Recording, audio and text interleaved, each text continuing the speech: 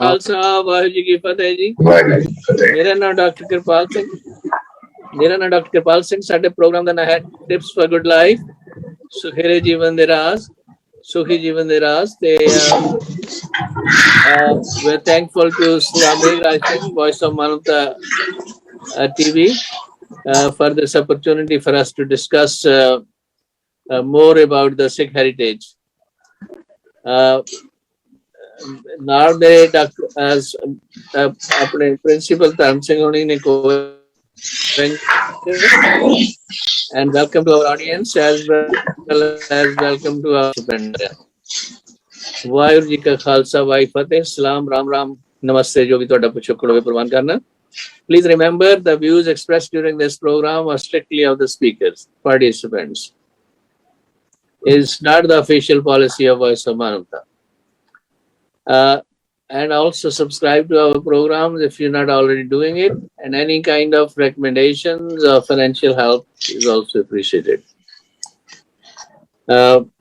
So again, we will have more guests join in as the program proceeds. So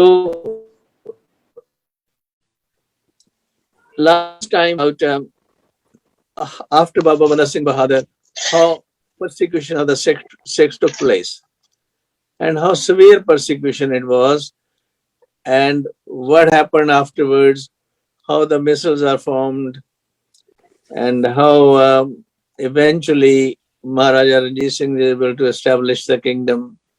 We will be going through gradually through this part of our heritage. At this time, I will ask to start and give us some bird's eye viewpoint कि वे किस तरह ये शुरू है। Doctor Vasu तुसी बाबा बंदा सिंह बहादुर तो लेके समराइज करो अप टू मिसल फॉर्मेशन दे ਲਈ।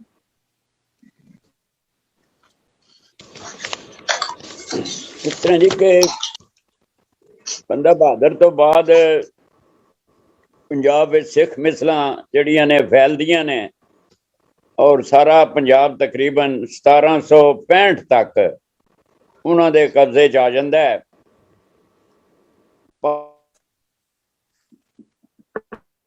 उन्हां दा जेड़ा दबदबा खत्म हो जांदा है ते बाकी जड़ियां रियासतां ने मुसलमानां दियां उदां ही कायम रहिंदियां ने। ते महाराजा रणजीत सिंह सिर्फ 10 साल का सी जदों उहदे पिता जी अकाल चलाना कर गए और 1790 विच अकाल चलाना कीता पिता जी ने। ते शुक्र चकिया मिसल दी सरदारी जिहड़ी है उहदे हत्थ विच आ गई। 10 साल की उम्र सी ते 6-7 साल उन्हां दे माता जी दे कोल ही वागडोर रही है। ते माता जी ने दीवान लखपत राय कोई उन्हां दा दीवान सी। एक रणजीत सिंह दे प्यो दा मामा सी दल सिंह, ओनू सलाहकार बना के ते डॉक्टर साहब 6-7 साल इन्हें राज कीता। डॉक्टर साहब इत्थे पहुंचण तो पहला थोड़ा जिहा सानू उन्हां दा वाकफिया जिहड़ा सीगा छोटा घल्लूकारा ते वड्डे घल्लूकारा उन्हां दी वाकफिया दिओ पहला। छोटा घल्लूकारा जी तकरीबन 1 साल चलता रहा है, 1745-46 के दौरान चलिया है। और ये दीवान लखपत राय ते जसपत राय दो मुगलों के हिंदू फौजदार सन। ये उन्होंने राही सिखां ते बहुत जुल्म होंदे ने और कानूमान दे छंभ अखीर ते 1746 विच काफी सिख जिहड़े ने छंभ विच हुंदे ने ते उहनूं अग लगाती जांदी है। 4-5 हज़ार सिंह ते कहंदे ने उदों अग दे विच ही सड़ गए ने, बाकी 4-5 हज़ार पहले साल दौरान मारे गए। तो 1746 च घटनावां वापरदियां ने और 1762 विच वड्डा घल्लूकारा हुंदा है, क्योंकि अहमद शाह अब्दाली 6वां 7वां के 8वां हमला करदा है ਔਰ ਜਿਹੜਾ ਮਲੇਰਕੋਟਲਾ ਹੈ ਉਹਦੇ ਨੇੜੇ ਜਿਹੜਾ ਕੁੱਪਰ ਹੀੜੇ ਦਾ ਮੈਦਾਨ ਹੈ ਉਹਦੇ ਵਿੱਚ ਖਾਲਸਾ ਜਿਹੜਾ ਉਹਨੂੰ ਘੇਰ ਲੈਂਦਾ ਹੈ ਮਸ਼ਹਬਦਾਲੀ।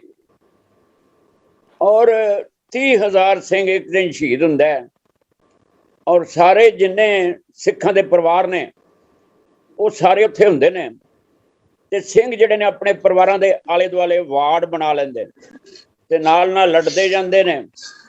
ਇਸ ਤਰ੍ਹਾਂ ਜਦੋਂ ਸ਼ਾਮ ਨੂੰ ਲੜਾਈ ਖਤਮ ਹੁੰਦੀ ਹੈ ਤੇ ਖਾਲਸੇ ਦੇ ਵਿੱਚੋਂ ਇੱਕ ਨਿਹੰਗ ਸਿੰਘ ਕਹਿੰਦੇ ਨੇ ਕਿ ਖਾਲਸਾ ਜੀ ਹੁਣ ਸਾਡਾ ਰਾਜ ਹੋ ਜਾਣਾ, ਹੁਣ ਖੋਟ ਨਿਕਲ ਗਿਆ, ਹੁਣ ਸ਼ੁੱਧ ਸੋਨਾ ਬਾਕੀ ਬਚ ਗਿਆ।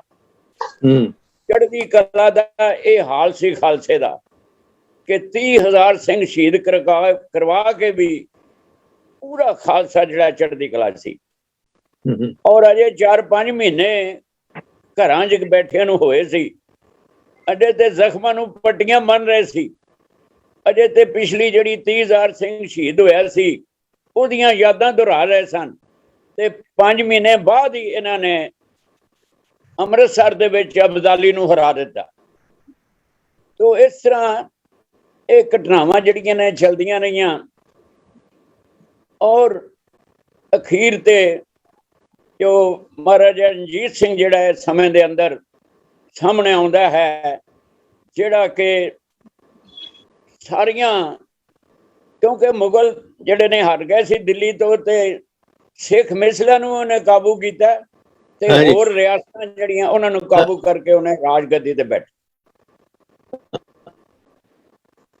ਹਾਂਜੀ ਡਾਕਟਰ ਸਾਹਿਬ, ਉਹ ਇਸ ਦੌਰਾਨ ਦੇ ਵਿੱਚ ਜਦੋਂ ਇਹ ਵੱਡਾ ਘੱਲੂਘਾਰਾ ਛੋਟਾ ਘੱਲੂਘਾਰਾ ਹੋਇਆ ਤੇ ਹਰਮੰਦਰ ਸਾਹਿਬ ਨੂੰ ਕਈ ਵਾਰੀ ਡਿਸਟਰੋਏ ਕੀਤਾ ਗਿਆ ਸੀਗਾ, ਉਹਦੇ ਬਾਬਤ ਵਾਕਿਫ ਦਿਓ।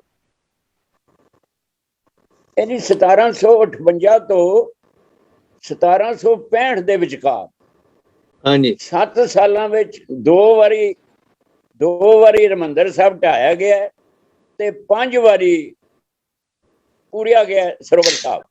ਔਰ ਇਹਨਾਂ ਦਿਨਾਂ ਵਿੱਚ ਹੀ ਜਿਹੜਾ ਦੀਪ ਸਿੰਘ ਜੀ ਹਨ, ਬਾਬਾ ਦੀਪ ਸਿੰਘ ਜੀ, ਉਹ ਜਿਹੜੇ ਆਪਣਾ ਹਰਿਮੰਦਰ ਸਾਹਿਬ ਦੀ ਬੇਪਤੀ ਨੂੰ ਉਹਦਾ ਬਦਲਾ ਲੈਣ ਲਈ ਆਉਂਦੇ ਹਨ ਔਰ ਆਪਣੇ 500 ਸਿੰਘਾਂ ਸਮੇਤ ਉਹ ਸ਼ਹੀਦੀਆਂ ਪਾਉਂਦੇ ਹਨ ਤੇ ਅੰਮ੍ਰਿਤਸਰ ਦੀ ਜਿਹੜੀ ਅਪਮਾਨ ਹੈ ਉਹਦਾ ਬਦਲਾ ਲੈਂਦੇ ਹਨ। ਤੋ ਇਹ ਜਿਹੜਾ ਸਮਾਂ ਹੈ ਇਹਦੇ ਵਿੱਚ ਸਿੱਖੀ ਸਪਿਰਿਟ ਜਿਹੜੀ ਉਹਦਾ ਇੱਕੋ ਹੀ ਉਹਦਾ ਇੱਕ ਅਸੂਲ ਪਤਾ ਲੱਗਦਾ ਹੈ ਕਿ ਸਿੱਖ ਜਿਹੜੇ ਨੇ ਉਹ ਗੁਰਦੁਆਰਿਆਂ ਲਈ ਆਪਣਾ ਆਪ ਵਾਰਨ ਤਿਆਰ ਰਹਿੰਦੇ ਨੇ, ਕਿਉਂਕਿ ਗੁਰਦੁਆਰਾ ਉਹ ਗ੍ਰੰਥ ਸਾਹਿਬ ਇਹ ਸਿੱਖੀ ਦਾ ਧੁਰਾ ਹੈ। ਇਸ ਵਿੱਚ ਉਹਨਾਂ ਨੇ ਜਾਨਾਂ ਵਾਰ ਕੇ ਤੇ ਇੱਕ ਪਰੰਪਰਾ ਕਾਇਮ ਕੀਤੀ ਵੀ ਜਿਹੜਾ ਵੀ ਦਰਬਾਰ ਸਾਹਿਬ ਤੇ ਅਟੈਕ ਕਰੇਗਾ ਉਹਦਾ ਬਦਲਾ ਲਾਂਗੇ। ਇਹਨਾਂ ਦਿਨਾਂ 'ਚ ਹੀ ਮੇਰਾ ਖਿਆਲ ਸੁੱਖਾ ਸਿੰਘ ਤੇ ਮਹਿਤਾਬ ਸਿੰਘ ਮਾੜੀ ਕੰਬੋ ਵਾਲੇ ਉਹ ਜਾ ਕੇ ਇਹ ਮੱਸਾ ਰੰਗੜ ਤੋਂ ਵੀ ਬਦਲਾ ਲੈਂਦੇ ਹਨ। ਔਰ ਇੱਕ ਭਾਈ ਗੁਰਬਖਸ਼ ਸਿੰਘ ਦਾ ਨਾਮ ਹੀ ਆਉਂਦਾ ਹੈ, ਉਹ ਵੀ ਆਪਣੇ ਕੁਝ ਸਾਥੀਆਂ ਸਮੇਤ ਬਹੁਤ ਵੱਡੇ ਹੱਲੇ ਦਾ ਟਾਕਰਾ ਕਰਦੇ ਹਨ।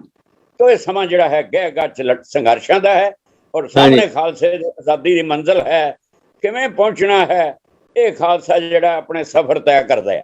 Thank you doctor Sahib. I will come back to you. ਗਿਆਨੀ ਧਰਮ ਸਿੰਘ ਜੀ, ਤੁਸੀਂ ਕੋਈ ਐਡ ਕਰਨੀ ਹੋਵੇ ਇੱਥੇ ਚੀਜ਼? ਹਾਂਜੀ, ਜਿਹੜਾ ਛੋਟਾ ਘੱਲੂਘਾਰਾ ਹੈ ਜਿਵੇਂ ਡਾਕਟਰ ਸਾਹਿਬ ਨੇ ਦੱਸਿਆ ਕਿ ਕਾਫੀ ਲੰਮਾ ਸਮਾਂ ਚੱਲਦਾ ਰਿਹਾ, ਕਿਉਂਕਿ ਜਦੋਂ ਸਿੰਘਾਂ ਦੇ ਉੱਪਰ ਸਖਤੀ ਵਧਾ ਦਿੱਤੀ ਗਈ ਯਾਹੀਆ ਖਾਨ ਦੇ ਵੇਲੇ ਤੇ ਉਸ ਵਕਤ ਲਖਪਤ ਰਾਏ ਤੇ ਉਹਦੇ ਨਾਲ ਜਿਹੜੀ ਸੀ ਕਮਾਨ ਉਹ ਸਿੱਖਾਂ ਦਾ ਖੋਜ ਮਿਟਾਉਣ ਵਾਸਤੇ ਤੁਲੀ ਹੋਈ। ਸਿੰਘ ਉਹਨਾਂ ਦਿਨਾਂ ਦੇ ਵਿੱਚ ਕਾਹਨੂੰਵਾਨ ਦੇ ਸੰਭ ਦੇ ਵਿੱਚ ਉਹਨਾਂ ਪਨਾਹ ਲਈ, ਕਿਉਂਕਿ ਸੰਭ ਬੜਾ ਭਿਆਨਕ ਸੀਗਾ, ਕੰਡੀਲੇ ਉੱਥੇ ਦਰਖਤ ਸੀਗੇ, ਥੱਲੇ ਪਾਣੀ ਸੇਲ ਵੀ ਸਾਰਾ ਕੁਝ ਉਹ ਬੜਾ ਜੇ ਕਦੇ ਸੁੰਦਰੀ ਨਾਵਲ ਪੜ੍ਹਿਆ ਹੋਏ ਤਾਂ ਉਹਦੇ 'ਚ ਇਹਦਾ ਬੜਾ ਸੋਹਣਾ ਵਰਣਨ ਕੀਤਾ ਹੋਇਆ ਤੇ ਡਾਕਟਰ ਗੰਡਾ ਸਿੰਘ ਹੋਰਾਂ ਨੇ ਵੀ। ਤੇ ਇਹ ਇਹੋ ਜਿਹਾ ਸੀਗਾ ਕਿ ਉੱਥੇ ਦੂਸਰੀਆਂ ਫੌਜਾਂ ਜਾਂ ਤੋਪਾਂ ਉਹਨਾਂ ਦੀਆਂ ਨਹੀਂ ਸੀ ਪਹੁੰਚ ਸਕਦੀਆਂ। ਫਿਰ ਉਹਨਾਂ ਨੇ ਜਿਵੇਂ ਡਾਕਟਰ ਸਾਹਿਬ ਜੀ ਨੇ ਦੱਸਿਆ ਹੀ ਆ ਕਿ ਝੱਲ ਨੂੰ ਅੱਗ ਲਾ ਦਿੱਤੀ।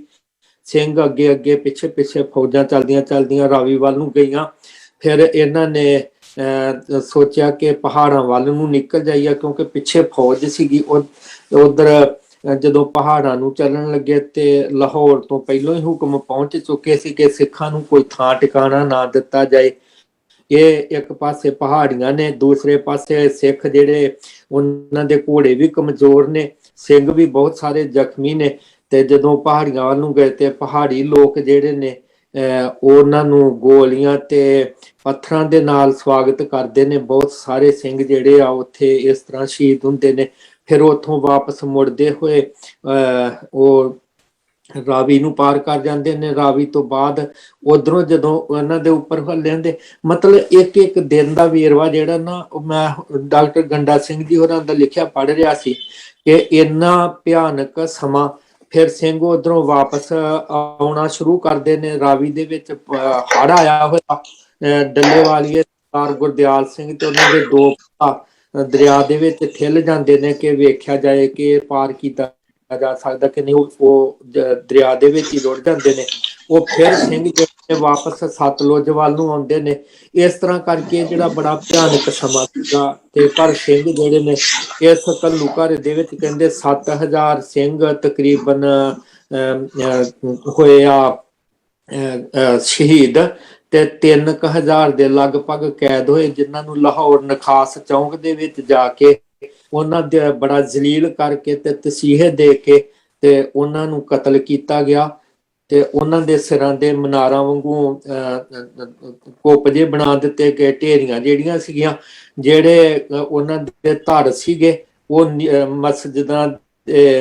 ਮਸਜਿਦ ਦੀਆਂ ਨੀਹਾਂ ਦੇ ਵਿੱਚ ਦੱਬੇ ਗਏ। ਇਸ ਤਰ੍ਹਾਂ ਕਰਕੇ ਉਹ ਜ਼ੁਲਮ ਹੋਇਆ, ਪਰ ਸਿੰਘ ਫਿਰ ਵੀ ਆਪਣੇ ਅਕੀਦੇ ਦੇ ਵਿੱਚ ਪੱਕੇ ਰਹੇ।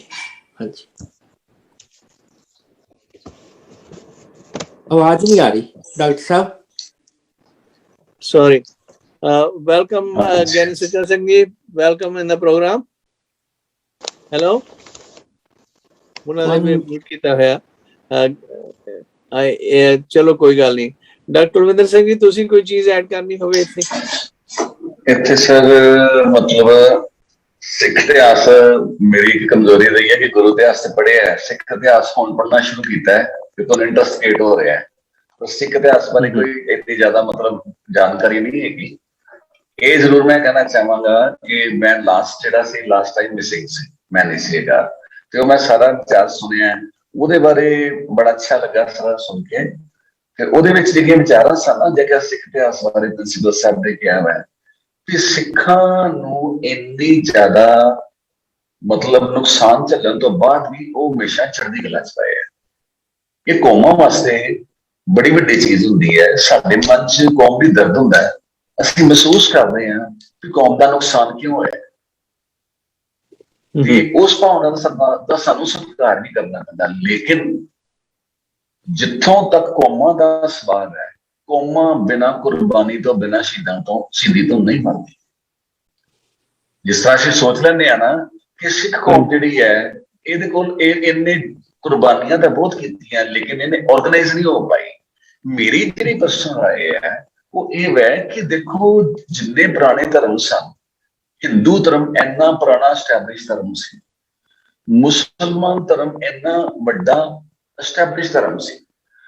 ਦੋਨੋਂ ਦੇ ਹੋਣ ਵਿੱਚ ਜਦੋਂ ਕਿ ਏਡੇ ਵੱਡੇ ਹਿੰਦੂ ਧਰਮ ਨੂੰ ਖਤਰਾ ਮੰਡਰਾ ਰਿਹਾ ਸੀ ਉੱਤੇ, ਉਸ ਸਮੇਂ ਦੇ ਵਿੱਚ ਇੱਕ ਨਵਾਂ ਧਰਮ ਐਸਟੈਬਲਿਸ਼ ਕਰਨਾ, ਡਿਸਪਾਈਟ ਇੰਨੀਆਂ ਕੁਰਬਾਨੀਆਂ ਦੀ, ਬੜੀ ਵੱਡੀ ਮੈਂ ਇਹਨੂੰ ਪ੍ਰਾਪਤੀ ਸਮਝਦਾ ਸਿੱਖ ਧਰਮ ਦੀ, ਗੁਰੂ ਸਾਹਿਬਾਨ ਦੀ। ਡਾਕਟਰ ਸਾਹਿਬ ਮੈਂ ਕਰ ਰਿਹਾ, ਮੇਰਾ ਵੀਡੀਓ ਵੀ ਨਹੀਂ ਚੱਲਦਾ ਤੇ ਆਡੀਓ ਵੀ ਨਹੀਂ ਹੋ ਰਿਹਾ। ਅੱਛਾ,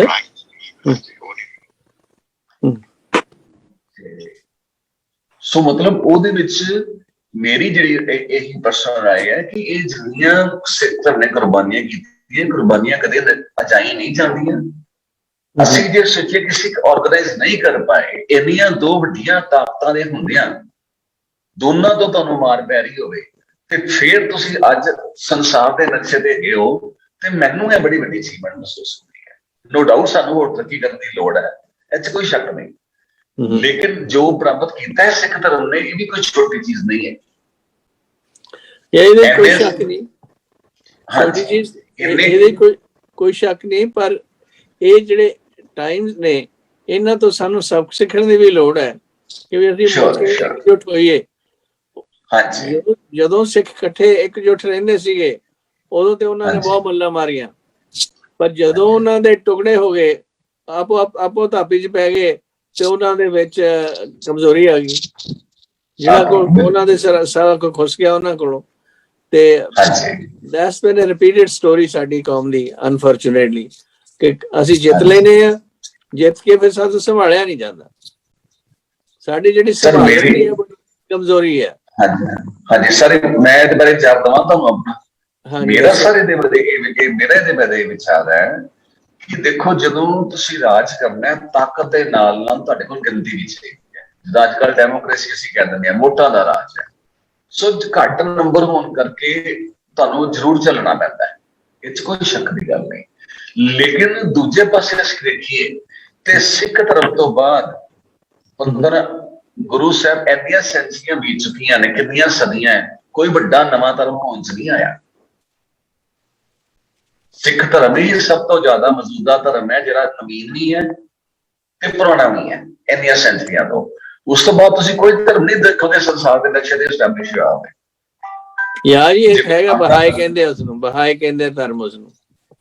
ਅੱਛਾ ਜੀ, ਹਾਂਜੀ ਬਹਾਏ ਧਰਮ ਹੈ। ਹਾਂਜੀ ਠੀਕ ਹੈ। ਹਾਂਜੀ, ਕੀ ਡਾਕਟਰ ਇੰਦਰਜੀਤ ਸਿੰਘ ਤੁਸੀਂ ਕੀ ਕਹਿਣਾ ਚਾਹੁੰਦੇ? ਹਾਂਜੀ ਇਦਾਂ ਜੀ ਵੀ ਸਿੱਖ ਜਿਹੜੇ ਨੇ ਉਹਨਾਂ ਵਿੱਚ ਲਾਲਚ ਔਰ ਖੁਦਗਰਜ਼ੀ ਆ ਜਾਂਦੀ ਹੈ। ਇਹ ਜਿੰਨੇ ਸਿੱਖ ਨੇਤਾ ਨੇ, ਜਦੋਂ ਇਹ ਸਰਬ ਸਾਂਝੀ ਜੋ ਕੌਮ ਹੈ ਉਹਦਾ ਭਲਾ ਕਰਨ ਦੀ ਥਾਂ ਆਪਣਾ ਹੀ ਭਲਾ ਕਰਨ ਲੱਗ ਜਾਂਦੇ ਨੇ, ਆਪਣੇ ਖਾਨਦਾਨ ਨੂੰ ਪਾਲਣ ਲੱਗ ਜਾਂਦੇ। ਮਾਫ ਕਰਨਾ ਜੀ ਡਾਕਟਰ ਸਾਹਿਬ, ਕਿਆ ਇਹ ਖਾਲੀ ਸਿੱਖ ਹੀ ਹੁੰਦੇ, ਦੂਸਰੇ ਲੋਕ ਨਹੀਂ ਕਰਦੇ? ਤੁਸੀਂ ਕਿਉਂ ਸਿੱਖਾਂ ਦੀ ਬੇਇੱਜ਼ਤੀ ਕਰਦੇ ਹੋ? ਮੈਨੂੰ ਬਰਦਾਸ਼ਤ ਨਹੀਂ ਹੈ ਗੱਲ।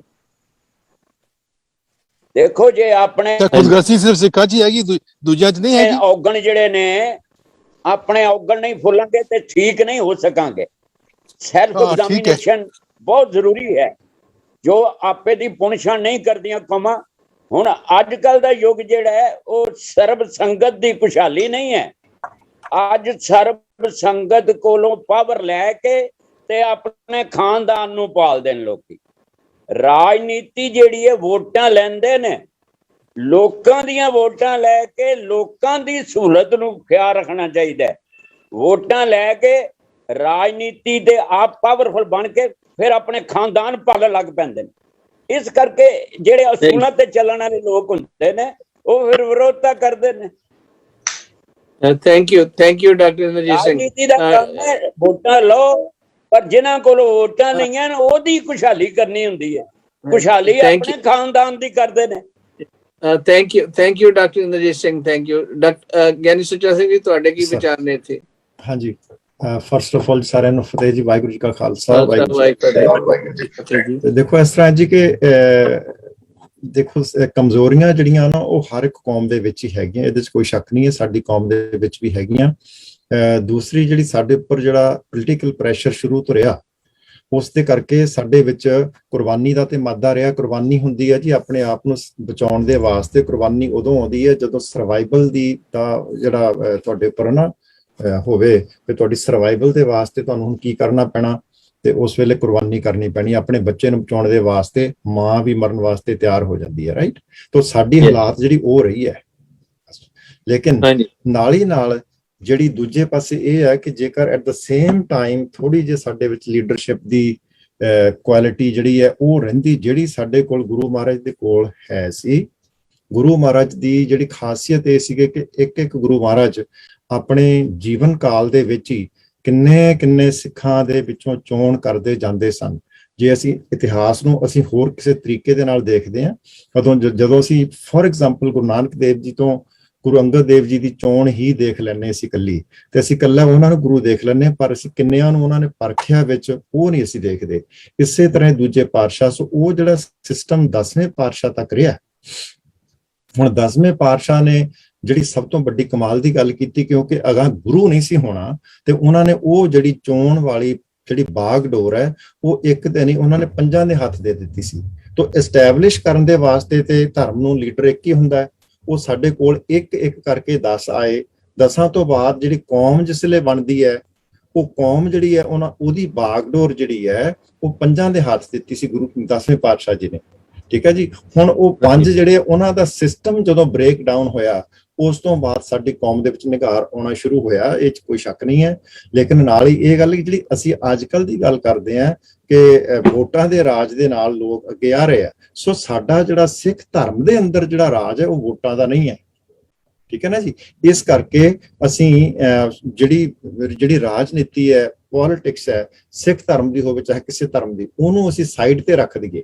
ਮਤ ਸੋਚੀਏ ਕਿ ਸੋ ਕਾਰਡ ਲੀਡਰ ਜਿਹੜੇ ਸੋ ਐਂਡ ਸੋ ਸਾਡੇ ਸਿੱਖਾਂ ਦੇ ਵਿੱਚ ਹੈਗੇ ਆ, ਉਹਨਾਂ ਦੇ ਕੋਲੋਂ ਅਸੀਂ ਆਸ ਰੱਖੀਏ। ਉਹ ਹੈਗੇ ਪੋਲੀਟੀਕਲ ਲੀਡਰ, ਉਹਨਾਂ ਨੂੰ ਛੱਡ ਕੇ ਦੂਜੇ ਪਾਸੇ ਅਸੀਂ ਜਿਹੜਾ ਧਰਮ ਦੀ ਗੱਲ ਕਰਦੇ ਆ ਨਾ ਜੀ, ਉਹਦੇ ਵਿੱਚ ਜਿਹੜੀ ਹੈ ਸਾਡੀ ਜਿਹੜੀ ਬਾਗਡੋਰ ਹੈ, ਸਾਡੀ ਜਿਹੜੀ ਲੀਡ ਹੈ, ਉਹ 5 ਪਿਆਰਿਆਂ ਦੇ ਹੱਥ ਹੋਣੀ ਚਾਹੀਦੀ ਸੀ। ਉਹ ਇੱਕ ਸਾਡੇ ਕੋਲੋਂ ਇੱਕ ਜਿਹੜਾ ਖੁੱਸ ਗਿਆ, ਉਹ ਜਿਹੜਾ ਸਿਸਟਮ ਦਿੱਤਾ ਹੋਇਆ ਸੀ ਗੁਰੂ ਗੋਬਿੰਦ ਸਿੰਘ ਜੀ ਦਾ, ਤੇ ਉਹ ਜਿਹੜੀ 5 ਦੀ ਬਜਾਏ 50,000 ਬੰਦਿਆਂ ਦੇ ਹੱਥ ਆ ਗਈ, ਕਿਉਂਕਿ 5 ਪਿਆਰੇ ਹੀ ਜਿਹੜੇ ਇੰਨੇ ਬਣ ਗਏ, 5 ਪਿਆਰਿਆਂ ਦੇ ਜਥੇ। ਇਹ ਗੁਰੂ ਮਹਾਰਾਜ ਦਾ ਕਨਸੈਪਟ ਨਹੀਂ ਸੀ। ਮੈਂ ਪਹਿਲਾਂ ਵੀ ਇਹ ਗੱਲ ਕੀਤੀ ਸੀ ਤੇ ਉਦੋਂ ਵੀ ਕੁਝ ਥੋੜਾ ਜਿਹਾ ਉਹਦੇ ਵਿੱਚੋਂ ਮੈਂ ਦੇਖਿਆ ਸੀਗਾ ਕਿ ਇਸ ਤਰ੍ਹਾਂ ਖਿਆਲ ਆਇਆ ਸੀਗਾ ਕਿ ਨਹੀਂ ਜੀ ਇਹ ਤੇ ਪੋਸੀਬਲ ਨਹੀਂ ਹੋ ਸਕਦਾ। ਦੇਖੋ ਦੁਨੀਆ ਦੇ ਵਿੱਚ ਪੋਪ ਇੱਕ ਹੈ, ਦੁਨੀਆ ਦੇ ਵਿੱਚ ਇੱਕ ਹੈ, ਤਾਂ ਇੱਕੋ ਹੀ ਹੈ।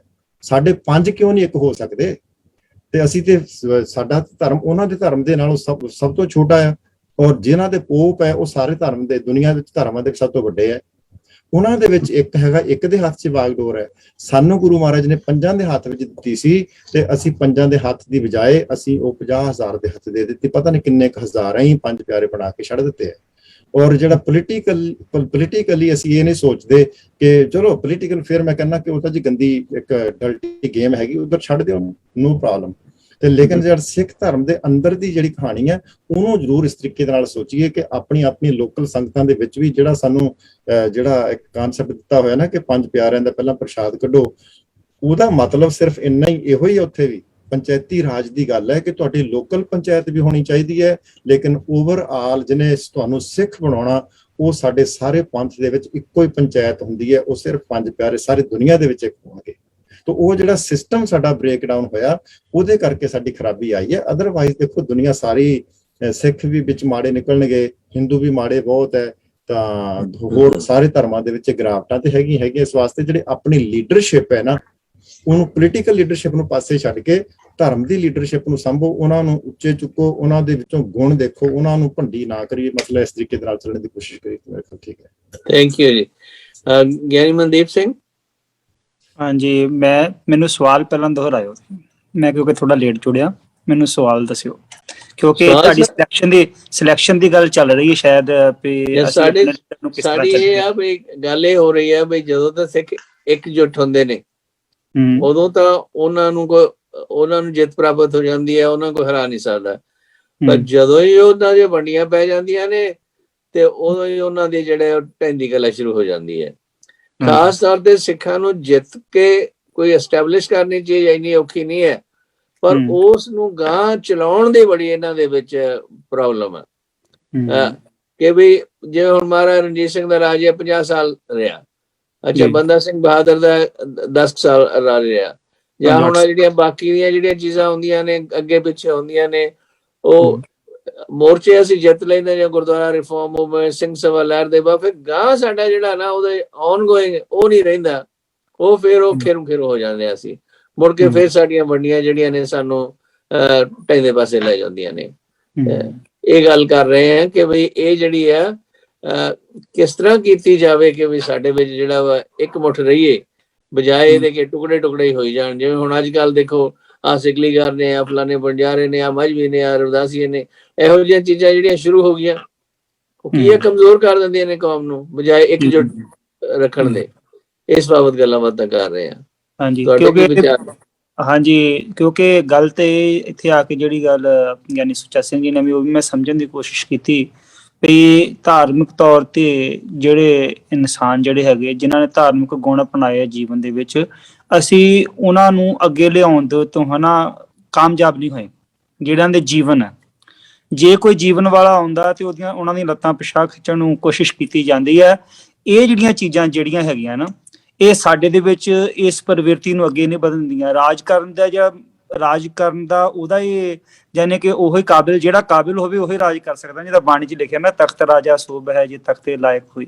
ਤੇ ਗੱਲ ਤਾਂ ਇੱਥੇ ਆ ਵੀ ਅਸੀਂ ਜਿਹੜਾ ਤਖਤ ਦੇ ਜਿਹੜਾ ਲਾਇਕ ਬੰਦਾ ਜਿਹੜਾ ਹੈਗਾ ਉਹ ਪਿੱਛੇ ਕਈ ਵਾਰੀ ਰਹਿ ਜਾਂਦਾ। ਤੇ ਗੁਰਬਾਣੀ ਦਾ ਜਿਹਦਾ ਫਰਮਾਨ ਹੈ ਨਾ, ਇਲਤ ਕਾ ਨਾਮ ਚੌਧਰੀ, ਤੇ ਉਹ ਇਲਤੀ ਬੰਦੇ ਜਦੋਂ ਅੱਗੇ ਆ ਜਾਂਦੇ ਤੇ ਸਾਨੂੰ ਫਿਰ ਬਾਅਦ ਚ ਪਛਤਾਉਣਾ ਪੈਂਦਾ ਵੀ ਅਸੀਂ ਗਲਤ ਬੰਦਾ ਚੁਣ ਲਿਆ। ਇਹ ਹਰ ਵਾਰੀ ਸਾਡੇ ਨਾਲ ਇਹ ਵਰਤਾਰਾ ਹੁੰਦਾ, ਕਿਉਂਕਿ ਇਹਦੇ ਵਿੱਚ ਇਹ ਹੈ ਵੀ ਅਸੀਂ ਆਪ ਰਾਜ ਕਰਨਾ ਜਿਹੜਾ ਸਿੱਖਿਆ ਨੇ, ਅਸੀਂ ਰਾਜ ਦੂਜਿਆਂ ਨੂੰ ਲੈ ਕੇ ਦਿੱਤਾ ਹਮੇਸ਼ਾ। ਹੁਣ ਆ ਦੇਸ਼ ਆਜ਼ਾਦ ਹੋਇਆ ਕਹਿ ਲਓ, ਉਹਦੇ ਵਿੱਚ ਵੀ ਸਾਡੀ ਸਹਿਭਾਗਤਾ ਕਿੰਨੀ ਇਕਾਈ ਜਾਂ ਅਸੀਂ ਕਿੰਨਾ ਕੁ ਨੂੰ ਸਾਂਭ ਸਕੇ। ਅਸੀਂ ਦੂਜੇ ਨੂੰ ਰਾਜ ਲੈ ਕੇ ਦੇ ਦਿੱਤਾ, ਅਸੀਂ ਆਪ ਦਾ ਆਨੰਦ ਜਾਂ ਸੁੱਖ ਨਹੀਂ ਮਾਣ ਸਕੇ ਤੇ ਨਾ ਹੀ ਅਸੀਂ ਨੂੰ ਚਲਾ ਸਕੇ, ਕਿਉਂਕਿ ਇਹ ਚੀਜ਼ਾਂ ਹੁੰਦੀਆਂ ਤਜਰਬੇ ਦੇ ਨਾਲ।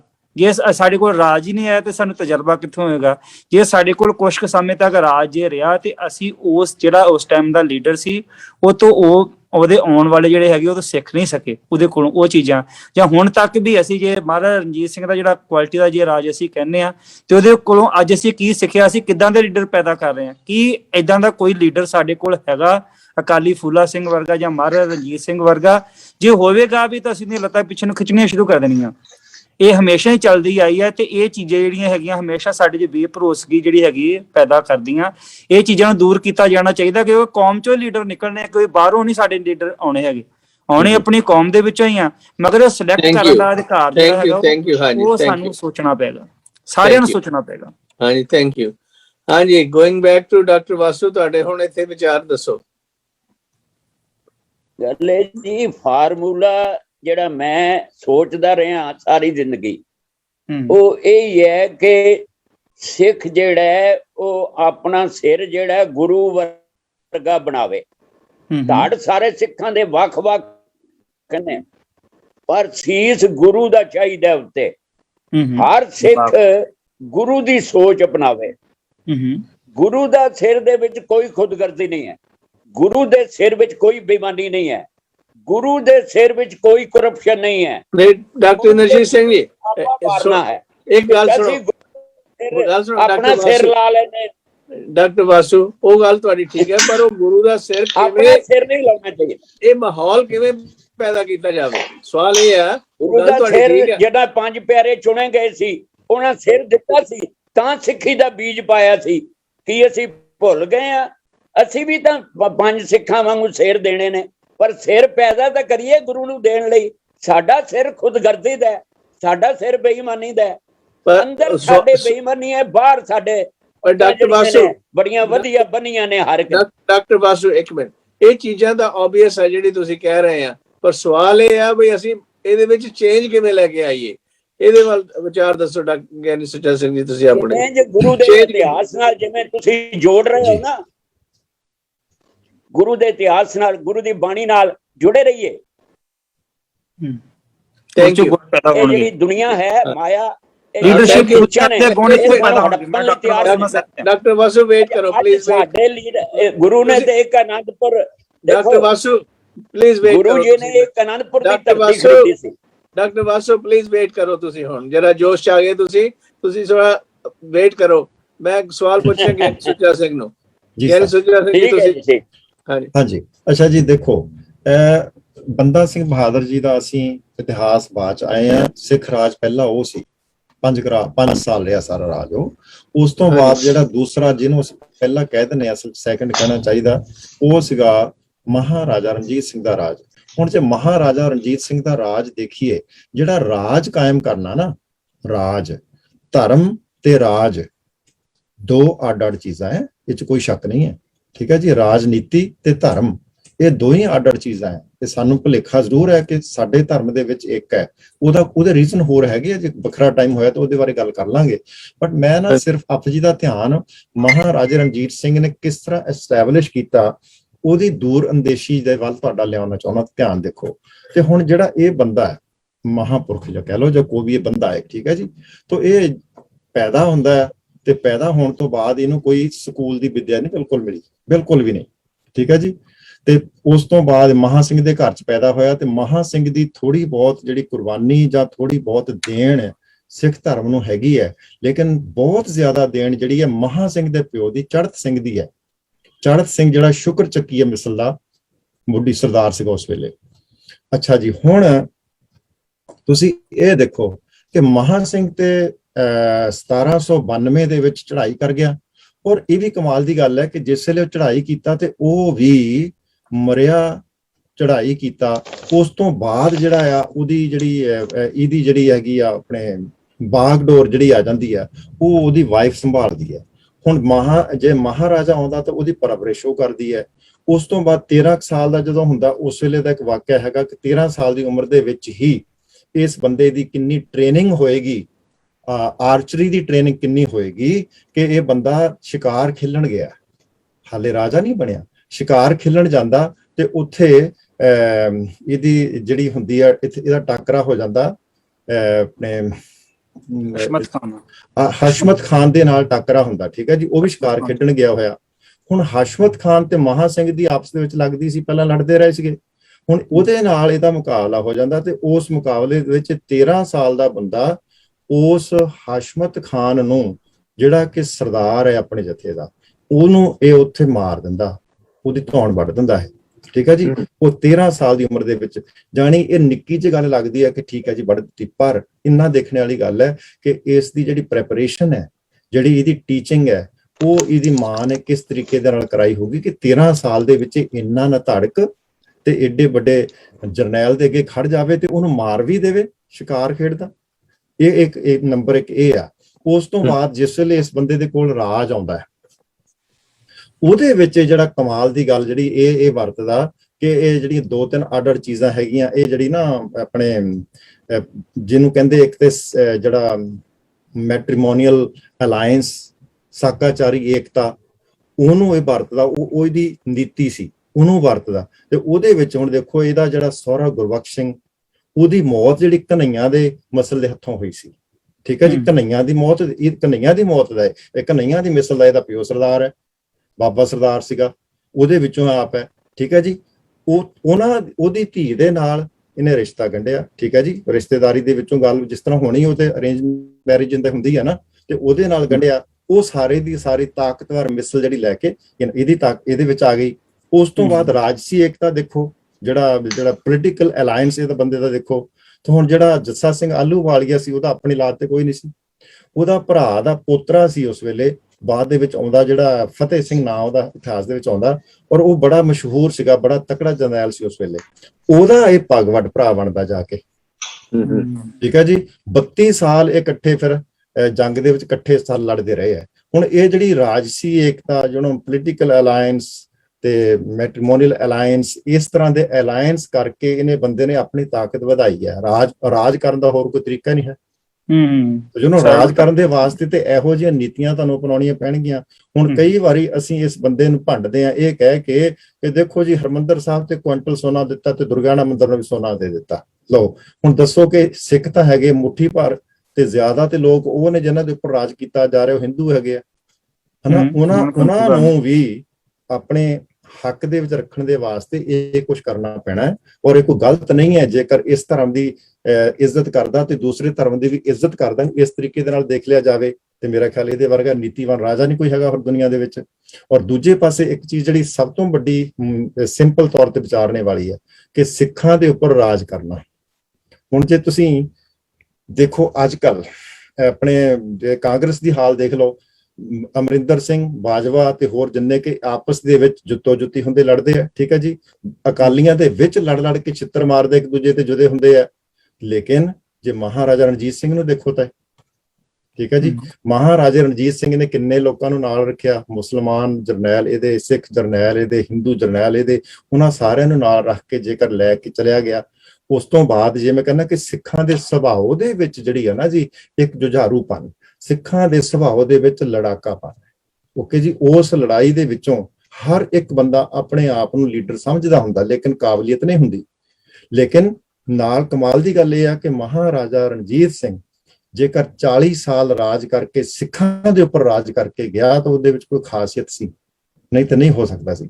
ਮੈਂ ਬਾਕੀਆਂ ਨੂੰ ਛੱਡ ਦਿਓ ਕਿ ਹਿੰਦੂਆਂ ਦੇ ਉੱਪਰ ਜਾਂ ਮੁਸਲਮਾਨਾਂ ਦੇ ਉੱਪਰ ਰਾਜ ਕੀਤਾ, ਮੈਂ ਤੇ ਕਹਿੰਦਾ ਜੀ ਜਿਹੜਾ ਸਿੱਖਾਂ ਦਾ ਰਾਜਾ ਬਣ ਕੇ ਉਹ ਜੀ ਗਿਆ 40 ਸਾਲ, ਇਹਦੇ ਵਰਗੀ ਵੱਡੀ ਕੋਈ ਗੱਲ ਹੋ ਹੀ ਨਹੀਂ ਸਕਦੀ। ਨਹੀਂ ਤੇ ਸਿੱਖ ਤੇ ਹਰ ਵੇਲੇ ਇੱਕ ਦੂਜੇ ਦੀ ਪੱਗ ਲਾਉਣ ਨੂੰ ਤਿਆਰ ਰਹਿੰਦੇ ਆ, ਉਸ ਵੇਲੇ ਕਿਹੜੇ ਇਹਦਾ ਵਿਰੋਧ ਨਹੀਂ ਸੀ ਵਿੱਚ ਹੈਗਾ।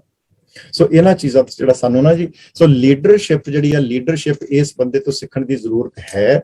ਲੇਕਿਨ ਇੱਕ ਜਿਹੜੀ ਐਂਡ ਤੇ ਜ਼ਰੂਰ ਹੈ ਕਿ ਸਾਰੇ ਜੀਵਨ ਦੇ ਕਾਲ ਦੇ ਵਿੱਚ ਜਿਹੜਾ ਇਹ ਕੁਛ ਲੋਕਾਂ ਨੂੰ ਇਹ ਪੂਰੀ ਤਰ੍ਹਾਂ ਸਮਝ ਨਹੀਂ ਸਕਿਆ, ਜਿਨ੍ਹਾਂ ਦੇ ਵਿੱਚ ਨਾਂ ਆਉਂਦਾ ਧਿਆਨ ਸਿੰਘ ਡੋਗਰਾ ਹੋਰਾਂ ਤੇ ਗੁਲਾਬ ਸਿੰਘ ਡੋਗਰਾ, ਠੀਕ ਹੈ ਜੀ। ਸੋ ਉਹਨਾਂ ਲੋਕਾਂ ਨੂੰ ਪੂਰੀ ਤਰ੍ਹਾਂ ਸਮਝ ਨਹੀਂ ਸਕਿਆ। ਉਹਨਾਂ ਨੂੰ ਉਹ ਮਤਲਬ ਸ਼ੈਤਾਨ ਜ਼ਿਆਦਾ ਸੀਗੇ, ਉਹ ਵਫਾਦਾਰੀ ਦਿਖਾਉਂਦੇ ਆਪਣੀ ਜ਼ਿਆਦਾ ਸੀਗੇ। ਤੇ ਜਦੋਂ ਧਿਆਨ ਸਿੰਘ ਰਾਜਾ ਜਿਹੜਾ ਹੈ, ਈਵਨ ਤੋਂ ਜਿਸ ਵੇਲੇ ਇਹਦੀ ਚਿਤਾ ਜਲ ਰਹੀ ਸੀ ਤੇ ਉਹ ਬਾਰ-ਬਾਰ ਨੱਠਣ ਜਾ ਰਿਹਾ ਸੀਗਾ ਛਾਲ ਮਾਰਨ ਨੂੰ ਚਿਤਾ ਦੇ ਵਿੱਚ, ਤੇ ਗੁਲਾਬ ਸਿੰਘ ਨੂੰ ਫੜ ਲੈਂਦਾ ਸੀ, ਰਾਈਟ। ਧਿਆਨ ਸਿੰਘ ਨੱਠਾ ਜਾਂਦਾ ਸੀ, ਗੁਲਾਬ ਸਿੰਘ ਫੜ ਲੈਂਦਾ ਸੀ। ਉਹ ਸਾਰੀ ਚਾਲ ਸੀਗੀ ਲੋਕਾਂ ਨੂੰ ਦਿਖਾਲਣ ਦੀ ਕਿ ਮੈਂ ਤਾਂ ਜਿਹਦੇ ਨਾਲ ਬਹੁਤ ਪਿਆਰ ਕਰਦਾ, ਲੇਕਿਨ ਭਰਾ ਇਹ ਫੜ ਲੈਂਦਾ ਸੀ, ਰੁਕ ਜਾਂਦਾ ਸੀ। 3-4 ਵਾਰੀ ਉਹਨੇ ਕਹਿੰਦੇ ਟਰਾਈ ਕੀਤੀ ਉਸ ਵੇਲੇ। ਤੋਂ ਇਹ ਜਿਹੜੀ ਚੀਜ਼ਾਂ ਉਹ ਪਹਿਲਾਂ ਹੀ ਨਹੀਂ ਸਮਝ ਸਕਿਆ। ਇਹ ਗੱਲ, ਇਹ ਨਿੱਕੀਆਂ ਨਿੱਕੀਆਂ ਗਲਤੀਆਂ ਤੇ ਹਰ ਇੱਕ ਰਾਜ ਕਰਦਾ, ਹੁਣ ਬਾਕੀਆਂ ਨੂੰ ਵੀ ਚਾਹੀਦਾ ਸੀਗਾ। ਲੇਕਿਨ ਇਹਦੇ ਰਾਜ ਦਾ ਜਿਹੜਾ ਸਾਂਭਣਾ ਚਲਾਉਣਾ, ਉਹਦੇ ਵਿੱਚ ਬਹੁਤ ਕੁਛ ਹੈਗਾ ਸਿੱਖਾਂ ਦੇ ਵਾਸਤੇ, ਸਿੱਖਣ ਵਾਸਤੇ ਕਿ ਲੀਡਰਸ਼ਿਪ ਜਿਹੜੀ ਇਸ ਤਰ੍ਹਾਂ ਦੀ ਹੋਣੀ ਚਾਹੀਦੀ ਹੈ। ਥੈਂਕ ਯੂ ਜੀ, ਥੈਂਕ ਯੂ, ਦੈਟਸ ਵੈਰੀ ਐਨਲਾਈਟਨਿੰਗ। ਯਾਨੀ ਧਰਮ ਸਿੰਘ ਜੀ, ਤੁਸੀਂ ਐਡ ਕਰਨੀ ਹੋਵੇ ਕੋਈ ਚੀਜ਼ ਇੱਥੇ? ਬਹੁਤ ਸੋਹਣਾ ਵਿਆਖਿਆ ਕੀਤੀ ਆ ਭਾਈ ਸੁੱਚਾ ਸਿੰਘ ਜੀ ਹੋਰਾਂ ਨੇ, ਤੇ ਵਿਆਖਿਆ ਤੇ ਇਹ ਬਿਲਕੁਲ ਸਹੀ ਆ ਕਿ ਜਿਹੜੇ ਸਿੱਖਾਂ ਦੀ ਜਿਹੜੀ ਖਿੰਡੀ ਹੋਈ ਸੀਗੀ ਵੱਖ-ਵੱਖ ਜਥੇਬੰਦੀਆਂ ਦੇ ਮਿਸਲਾਂ ਦੇ ਰੂਪ ਚ, ਤੇ ਉਹਨੂੰ ਸਾਰੀ ਸ਼ਕਤੀ ਨੂੰ ਇਕੱਠਿਆਂ ਕੀਤਾ। ਉਹਦੇ ਲਈ ਉਹਨਾਂ ਨੇ ਤਰੀਕੇ ਕੀ ਅਪਣਾਏ, ਤੇ ਉਹ ਸਾਰਾ ਕੁਝ ਬਹੁਤ ਸੋਹਣਾ ਦੱਸਿਆ ਕਿ ਜਿਹੜਾ ਹੈਗਾ ਆ ਸਿੱਖੀ ਦੀ ਜਿਹੜੀ ਸਪਿਰਿਟ ਆ, ਉਹ ਇੱਕ ਕੌਮੀ ਪੱਧਰ ਤੱਕ ਸਿਰਫ ਆਪਣੀ ਕੌਮ ਦੀ ਤੇ ਚੜ੍ਹਦੀ ਕਲਾ ਕਰਨੀ ਆ, ਪਰ ਇਹ ਨਹੀਂ ਆ ਕਿ ਬਾਕੀਆਂ ਦੇ ਨਾਲ ਕੋਈ ਦੁਸ਼ਮਣੀ ਜਾਂ ਉਹਨਾਂ ਦਾ ਨੁਕਸਾਨ ਕਰਨਾ, ਸਾਰੀ ਮਾਨਵਤਾ ਦਾ ਭਲਾ ਕਰਨਾ। ਉਹਦੇ ਵਿੱਚ ਜਿੱਥੋਂ ਵੀ ਕੋਈ ਯੋਗ ਬੰਦਾ ਮਿਲਿਆ, ਮਹਾਰਾਜਾ ਰਣਜੀਤ ਸਿੰਘ ਹੋਰਾਂ ਨੇ ਲਿਆ, ਫਕੀਰੇ ਜੀਜੋ ਦੀਨ ਆ, ਤੇ ਇਸੇ ਤਰ੍ਹਾਂ ਹੀ ਹਿੰਦੂ ਜਰਨੈਲ ਵੀ ਸੀਗੇ। ਤੇ ਉਹ ਸਾਰਾ ਕੁਝ ਜਿਹੜਾ ਉਹਨਾਂ ਦਾ, ਫਿਰ ਉਹਨਾਂ ਦਾ ਰਾਜ ਭਾਗ ਇਹੋ ਜਿਹਾ ਕਿ ਹਰ ਮਨੁੱਖ ਨੂੰ ਧਾਰਮਿਕ ਤੌਰ ਤੇ, ਰਾਜਨੀਤਿਕ ਤੌਰ ਤੇ ਮਾਣ ਮਹਿਸੂਸ ਹੁੰਦਾ ਸੀ ਕਿ ਹਰ ਕੋਈ ਸਮਝਦਾ ਹੈ ਮੇਰਾ ਆਪਣਾ ਰਾਜ ਆ। ਤੇ ਸਿੱਖ ਵੀ ਜਿਹੜੇ ਨੇ, ਜੇ ਦੇਖਿਆ ਜਾਏ ਤੇ ਇਹਨਾਂ ਨੂੰ ਜੇ ਕੋਈ ਯੋਗ ਲੀਡਰ ਮਿਲਦਾ ਆ ਤੇ ਫਿਰ ਉਹਦੀ ਅਧੀਨਗੀ ਵੀ ਕਬੂਲ ਕਰਨ ਨੂੰ ਤਿਆਰ ਹੁੰਦੇ। ਇਹ ਨਹੀਂ ਕਿ ਇਹ ਵੀ ਇਕੱਲਾ ਔਗਣ ਉਦੋਂ ਹੁੰਦਾ ਜਦੋਂ ਬਰਾਬਰ ਦਾ, ਪਰ ਜਦੋਂ ਕੋਈ ਆਪਣੇ ਤੋਂ ਸਿਆਣਾ ਬੰਦਾ ਮਿਲਦਾ, ਤੇ ਹੁਣ ਸੰਤ ਜਰਨੈਲ ਸਿੰਘ ਦਾ ਹੀ ਅਸੀਂ ਲੈ ਲਈਏ ਕਿ ਕਿੰਨੇ ਜੁਝਾਰੂ ਸਾਰੇ ਉਹਨਾਂ ਦੇ ਇੱਕ ਝੰਡੇ ਥੱਲੇ ਹੀ ਤਕਰੀਬਨ ਆ ਗਏ ਸੀਗੇ। ਤੇ ਉਹ ਗੱਲ ਇਹ ਆ ਕਿ ਜਿੱਥੇ ਕੌਮੀ ਇੱਜ਼ਤ ਦਾ ਤੇ ਆਪਣੇ ਧਾਰਮਿਕ ਅਕੀਦਿਆਂ ਦਾ ਜਿੱਥੇ ਮੇਲ ਹੁੰਦਾ, ਜਿੱਥੇ ਇਹਨਾਂ ਨੂੰ ਕੋਈ ਯੋਗ ਮਿਲਦਾ ਆ, ਤੇ ਜ਼ਰੂਰ ਉਹਦੀ ਅਧੀਨਗੀ ਵੀ ਕਬੂਲ ਕਰ। ਮਹਾਰਾਜਾ ਰਣਜੀਤ ਸਿੰਘ ਨੇ ਆਪਣੀ ਕਾਬਲੀਅਤ ਸਿੱਧ ਕੀਤੀ ਸੀਗੀ, ਤੇ ਇਸ ਕਰਕੇ ਉਹਨਾਂ ਦੇ ਨਾਲ ਸਾਰੇ ਰਲੇ ਵੀ ਨੇ। ਹਾਂਜੀ, ਥੈਂਕ ਯੂ। ਹਾਂਜੀ, ਡਾਕਟਰ ਕੁਲਵਿੰਦਰ ਸਿੰਘ। ਹਾਂਜੀ ਸਰ, ਇੱਕ ਮੇਰੀ ਕਾਮਨ ਸਾਰਿਆਂ ਨੂੰ ਰਿਕੁਐਸਟ ਹੈ, ਆਪ ਜੀ ਨੂੰ ਖਾਸ ਤੌਰ ਤੇ, ਕਿ ਜਦੋਂ ਅਸੀਂ ਡਿਸਕਸ਼ਨ ਕਰਦੇ ਆ, ਮੈਂ ਫੀਲ ਕਰਦਾ ਕਿ ਜਿੰਨੇ ਵੀ ਇੱਥੇ ਪਾਰਟਿਸਪੈਂਟ ਬੈਠੇ ਹੁੰਦੇ ਆ, ਉਹਨਾਂ ਚ ਮੈਜੋਰਿਟੀ ਜਿਹੜੇ ਨੇ ਉਹ ਆਪਣੇ ਆਪ ਚ ਇੱਕ ਆਰਗੇਨਾਈਜੇਸ਼ਨ ਹੈ। ਹਰ ਬੰਦਾ ਆਪਣੇ ਆਪ ਚ ਇੱਕ ਲਾਇਬ੍ਰੇਰੀ ਹੈ, ਕਿਉਂਕਿ ਹਰ ਕਿਸੇ ਨੇ ਆਪਣੀ ਸਾਰੀ ਜ਼ਿੰਦਗੀ ਇਸ ਪਾਸੇ ਲਾਈ ਹੈ। ਡਿਸਕਸ਼ਨ ਦੇ ਵਿੱਚ ਮੈਂ ਇੱਕ ਰਿਕੁਐਸਟ ਕਰਨੀ ਚਾਹੁੰਦਾ ਵਾਂ ਕਿ ਜਦੋਂ ਅਸੀਂ ਇੱਕ ਚੀਜ਼ ਨੂੰ ਸ਼ੁਰੂ ਕਰਦੇ ਹਾਂ ਨਾ ਟੌਪਿਕ, ਦੇਖੋ YouTube ਤੇ ਤਾਂ ਸਾਰੀ ਹਿਸਟਰੀ ਹੈਗੀ ਹੈ, ਨੋ ਡਾਊਟ ਕਿ ਸਾਨੂੰ ਹਿਸਟਰੀ ਇਹਦੀ ਡਿਸਕਸ਼ਨ ਜ਼ਰੂਰ ਕਰਨੀ ਹੈ, ਲੇਕਿਨ ਜਦੋਂ ਦੇ ਵਿੱਚ ਇੱਕ ਕੁਐਸਚਨ ਰਾਈਜ਼ ਹੁੰਦਾ ਹੈ ਨਾ, ਉਹ ਕੁਐਸਚਨ ਨੂੰ ਅਸੀਂ ਪੂਰੀ ਤਰ੍ਹਾਂ ਫੋੜ ਲਿਆ ਕਰੀਏ ਸਾਰੇ ਜਾਣੇ, ਤਾਂ ਜੋ ਇੱਕ ਨਵੀਂ ਬੁੱਕ ਪੈਦਾ ਹੋਵੇ। ਜਿਸ ਤਰ੍ਹਾਂ ਹੁਣ ਭਾਈ ਆਪਣੇ ਪ੍ਰੋਫੈਸਰ ਸਾਹਿਬ ਨੇ ਕਿਹਾ ਹੈ ਕਿ ਵਿਸ਼ਾ ਆ ਗਿਆ ਤੇ ਧਰਮ ਤੇ ਪੋਲਿਟਿਕਸ ਅਲੱਗ ਵਿਸ਼ੂ ਨੇ ਕਿ ਇਕੱਠੇ ਨੇ, ਠੀਕ ਹੈ ਨਾ। ਮੈਂ ਬੇਨਤੀ ਕਰਾਂਗਾ ਕਿ ਹੁਣ ਸਾਰੇ ਜਾਣੇ ਇਸੇ ਚੀਜ਼ ਨੂੰ ਡਿਸਕਸ ਕਰੀਏ ਆਪਾਂ, ਭਾਵੇਂ ਹੁਣ ਅੱਧਾ ਘੰਟਾ ਲੱਗੇ, ਲੇਕਿਨ ਉਹਦੇ ਵੱਖਰੇ ਐਸਪੈਕਟ, ਨੋ ਡਾਊਟ ਵੀ ਕੈਨੋਟ ਫਾਈਨਲਾਈਜ਼, ਲੇਕਿਨ ਜਦੋਂ ਅਸੀਂ ਸਾਰੇ ਡਿਸਕਸ ਕਰਾਂਗੇ ਨਾ, ਆਪਣੇ ਵਿਚਾਰ ਦੇਵਾਂਗੇ, ਤੇ ਸਾਰੇ ਪਹਿਲੂ ਨਜ਼ਰ ਚ ਆ ਜਾਂਦੇ ਨੇ, ਤੇ ਉਹ ਫਿਰ ਉਹ ਇੱਕ ਵਿਸ਼ਾ ਨਾ, ਇੱਕ ਛੋਟਾ ਜਿਹਾ ਵਿਸ਼ਾ ਲੈ ਕੇ ਉਹਨੂੰ ਅਸੀਂ ਪੂਰੀ ਤਰ੍ਹਾਂ ਨਾਲ ਫਰੋਜ਼ ਸਕਦੇ। ਤੇ ਮੈਂ ਇਸੇ ਵਿਸ਼ੇ ਤੇ ਬੋਲਣ ਦੀ ਕੋਸ਼ਿਸ਼ ਕਰਾਂਗਾ ਕਿ ਆਪਣੀ ਟਾਈਮ ਦਿਓ ਵੀ ਜਿਹੜਾ ਧਰਮ ਤੇ ਪੋਲਿਟਿਕਸ ਹੈ, ਕਿ ਅਸੀਂ ਇਹਨਾਂ ਨੂੰ ਅਲੱਗ-ਅਲੱਗ ਸਮਝਦੇ ਹਾਂ ਕਿ ਇਕੱਠਾ ਸਮਝਦੇ ਹਾਂ।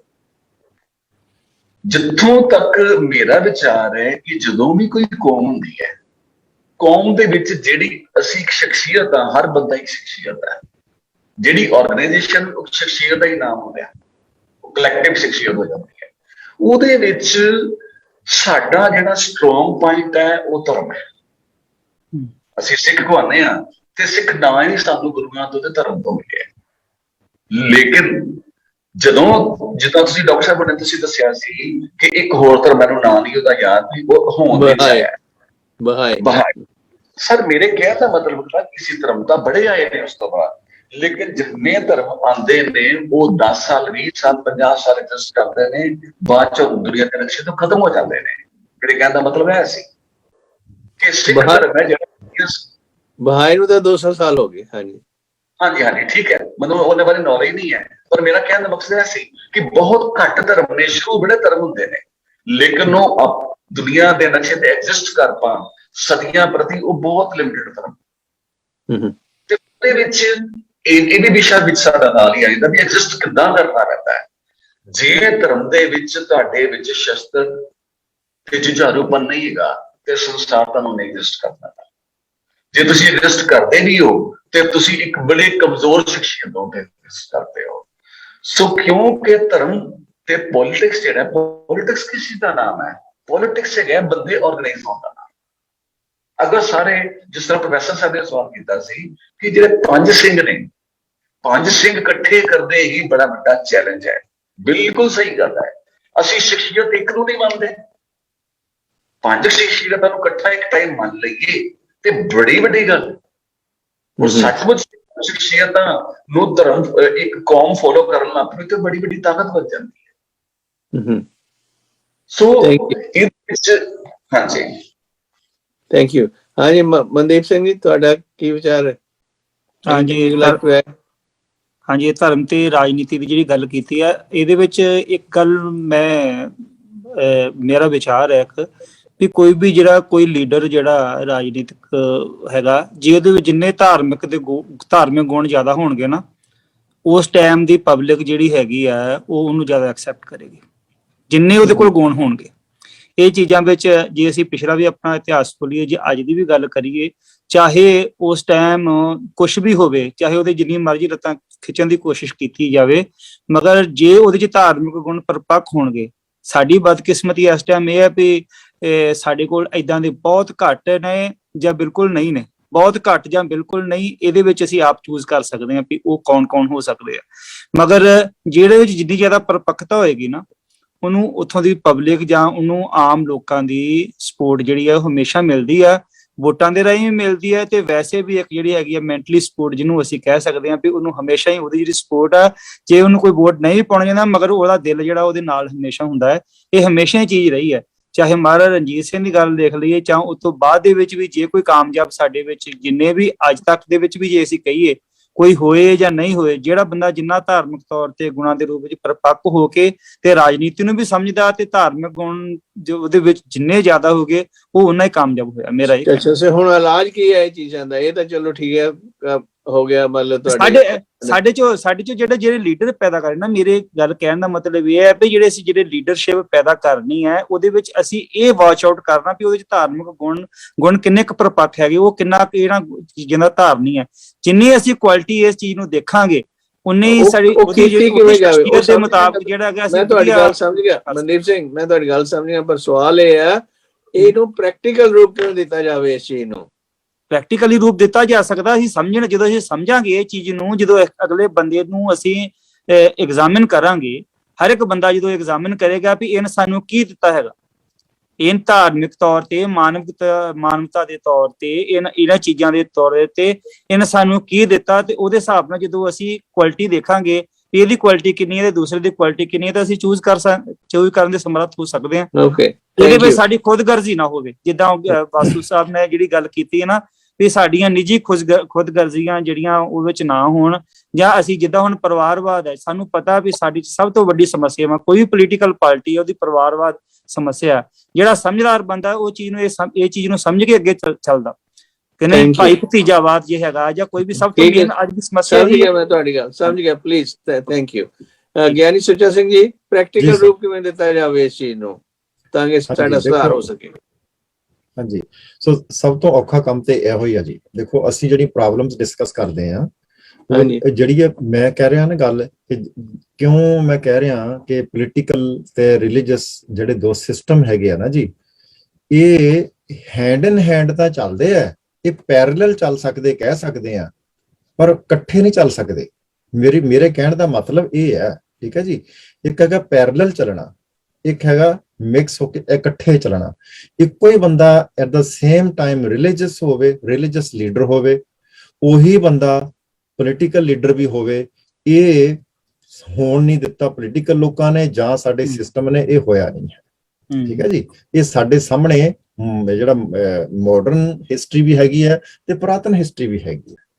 ਅਸੀਂ ਗੱਲ ਕਰਦੇ ਮਹਾਰਾਜਾ ਰਣਜੀਤ ਸਿੰਘ ਦੇ ਟਾਈਮ ਦੇ ਉੱਤੇ ਦੀ, ਤੇ ਮਹਾਰਾਜਾ ਰਣਜੀਤ ਸਿੰਘ ਦੇ ਬਾਰੇ ਦੇ ਵਿੱਚ ਤਾਂ ਇੱਕ ਜਿਹੜਾ ਅਨਡਾਕੂਮੈਂਟਡ ਵਾਕਿਆ ਉਹ ਮੈਂ ਦੱਸਦਾ ਕਿ ਕਰਮ ਸਿੰਘ ਹਿਸਟੋਰੀਅਨ ਦਾ ਨਾਂ ਸਾਰੇ ਜਾਣਦੇ ਅਸੀਂ। ਹਾਂਜੀ, ਉਹਨਾਂ ਨੇ ਕਿੱਧਰੇ ਲਿਖਿਆ ਹੋਇਆ, ਠੀਕ ਹੈ ਜੀ, ਉਹਨਾਂ ਨੇ ਇਹ ਲਿਖਿਆ ਹੋਇਆ ਕਿਧਰੇ ਕਿ ਉਹ ਇੱਕ ਮਾਈ ਨੂੰ ਮਿਲੇ, ਜਿਸ ਵੇਲੇ ਉਹ ਮਿਲੇ ਉਹ 109 ਸਾਲ ਦੀ ਸੀ, ਉਹਨੂੰ ਮਿਲੇ 109 ਸਾਲ ਦੀ ਉਮਰ ਸੀ, ਤੇ ਉਹ ਦੱਸਦੀ ਹੈ ਹਾਲੀ ਉਹਦੀ ਥੋੜੀ ਸੁਰਤ ਚੱਲਦੀ ਸੀ, ਕਦੇ ਉਹਨੂੰ ਯਾਦ ਆ ਜਾਂਦੀ ਸੀ ਪਿਛਲੀਆਂ ਗੱਲਾਂ, ਕਦੇ ਭੁੱਲਦੀ ਸੀ। ਉਹਨਾਂ ਨੇ ਉਹਨੂੰ ਮਿਲ ਕੇ ਉਹਦੀ ਇੰਟਰਵਿਊ ਲਈ ਤੇ ਉਹ ਉਹਨਾਂ ਡਾਕੂਮੈਂਟ ਕੀਤੀ। ਕਹਿੰਦੇ ਕਿ ਉਹਨੂੰ ਪੁੱਛਿਆ ਕੌਣ ਹੈ, ਉਹਦਾ ਨਾਂ ਪੁੱਛਿਆ, ਉਹਦੇ ਆਦਮੀ ਦਾ ਨਾਂ ਉਹਨੇ ਦੱਸਿਆ, ਤੇ ਉਹਦੇ ਆਦਮੀ ਦਾ ਕਹਿੰਦੀ ਮੇਰਾ ਆਦਮੀ ਕੰਮ ਕਰਦਾ ਸੀ ਕਿ ਮਹਾਰਾਜਾ ਰਣਜੀਤ ਸਿੰਘ ਜੀ ਨੂੰ ਤੜਕੇ ਉੱਠ ਕੇ 4 ਵਜੇ ਉਹ ਅੰਗੀਠਾ ਮੰਗਾ ਕੇ, ਅੰਗੀਠੀ ਦੇ ਵਿੱਚ ਕੋਲੇ ਮੰਗਾ ਕੇ ਤੇ ਲੈ ਕੇ ਜਾਂਦਾ ਸੀ, ਉਠਾਲਦਾ ਸੀ ਦਰਵਾਜ਼ੇ ਤੋਂ ਬਾਹਰੋਂ, ਆਵਾਜ਼ ਦੇਣੀ ਹੈ ਤੇ ਉਹਨਾਂ ਨੇ ਉੱਠਣਾ, ਤੇ ਉੱਠਦੇ ਸਾਰੇ ਮੰਜੇ ਦੇ ਵਿੱਚੋਂ ਪਹਿਲਾਂ ਉਹਨਾਂ ਨੂੰ ਅਗਨੀ ਦੇ ਦਰਸ਼ਨ ਕਰਾਏ ਜਾਂਦੇ ਸੀ। ਹੁਣ ਅਗਨੀ ਦੇ ਦਰਸ਼ਨ ਇਹ ਹਿੰਦੂਇਜ਼ਮ ਹੈ। ਉਸ ਤੋਂ ਬਾਅਦ ਕਹਿੰਦੀ ਉਹਨਾਂ ਨੂੰ ਅਗਨੀ ਦੇ ਦਰਸ਼ਨ ਕਰਾਉਣ ਤੋਂ ਬਾਅਦ ਸਿੱਧਾ ਹੀ ਨੇਰੇ ਦੇ ਵਿੱਚ ਘੋੜਿਆਂ ਦੇ ਤਵੇਲੇ ਦੇ ਵਿੱਚ ਲਿਜਾਇਆ ਜਾਂਦਾ ਸੀ। 101 ਘੋੜਿਆਂ ਦੇ ਖੁਰਾਂ ਦੇ ਦਰਸ਼ਨ ਕਰਾਏ ਜਾਂਦੇ ਸੀ, ਠੀਕ ਹੈ ਜੀ।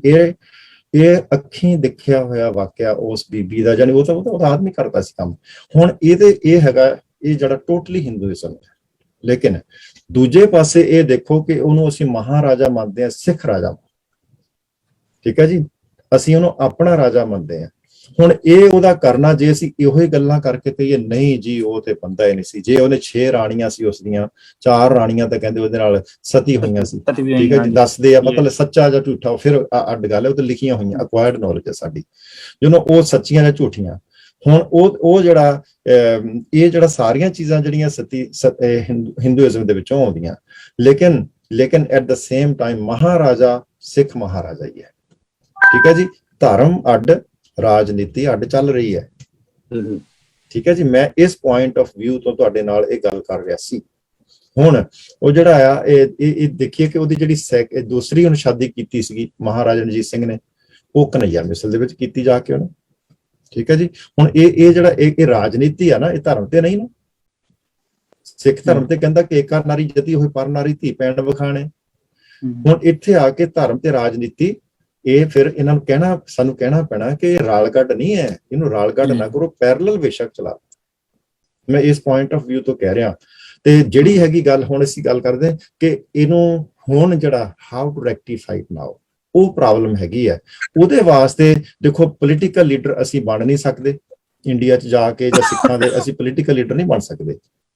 ਕਿਉਂ ਨਾ ਅਸੀਂ ਰਿਲੀਜੀਅਸ ਲੀਡਰ ਬਣਨ ਦੀ ਕੋਸ਼ਿਸ਼ ਕਰ ਲਈਏ, ਸਿਰਫ ਤੇ ਸਿਰਫ ਇੱਕੋ ਹੀ ਪਾਰਟ ਜਿਹਦੇ ਵਿੱਚ ਸਾਡੀ ਥੋੜੀ ਬਹੁਤ ਐਕਸਪਰਟੀਜ਼ ਹੈਗੀਆਂ, ਅਸੀਂ ਉਹੀ ਜਿਹੜਾ ਲੋਕਾਂ ਨੂੰ ਟੀਚ ਕਰਨਾ ਸ਼ੁਰੂ ਕਰ ਦਈਏ।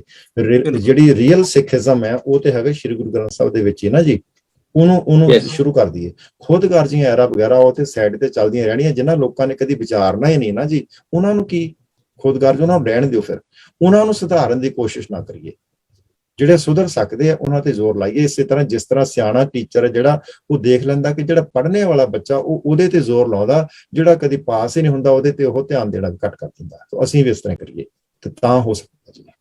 That's a good idea. ਇੱਕ common prayer ਗਿਣੀ ਜਾਂਦੀ ਹੈ ਇੱਥੇ, ਉਹਦੇ ਕਹਿੰਦੇ God grant me the serenity to accept things I cannot change. God grant me the serenity to accept things I cannot change, and the wisdom to change the things which I can, and also the wisdom to know the difference how to do it. Very good. ਸੋ ਗਿਆਨੀ ਧਰਮ ਸਿੰਘ ਜੀ, ਤੁਹਾਡਾ ਕੀ ਵਿਚਾਰ ਹੈ? ਜੇ ਗਿਆਨੀ ਸੁੱਚਾ ਸਿੰਘ ਨੇ ਗੱਲਾਂ ਬਾਤਾਂ ਕਹੀਆਂ ਉਹਨਾਂ ਬਾਬਤ ਦੱਸੋ। ਨਾ ਬਿਲਕੁਲ ਸਹੀ ਕਿਹਾ ਜੀ।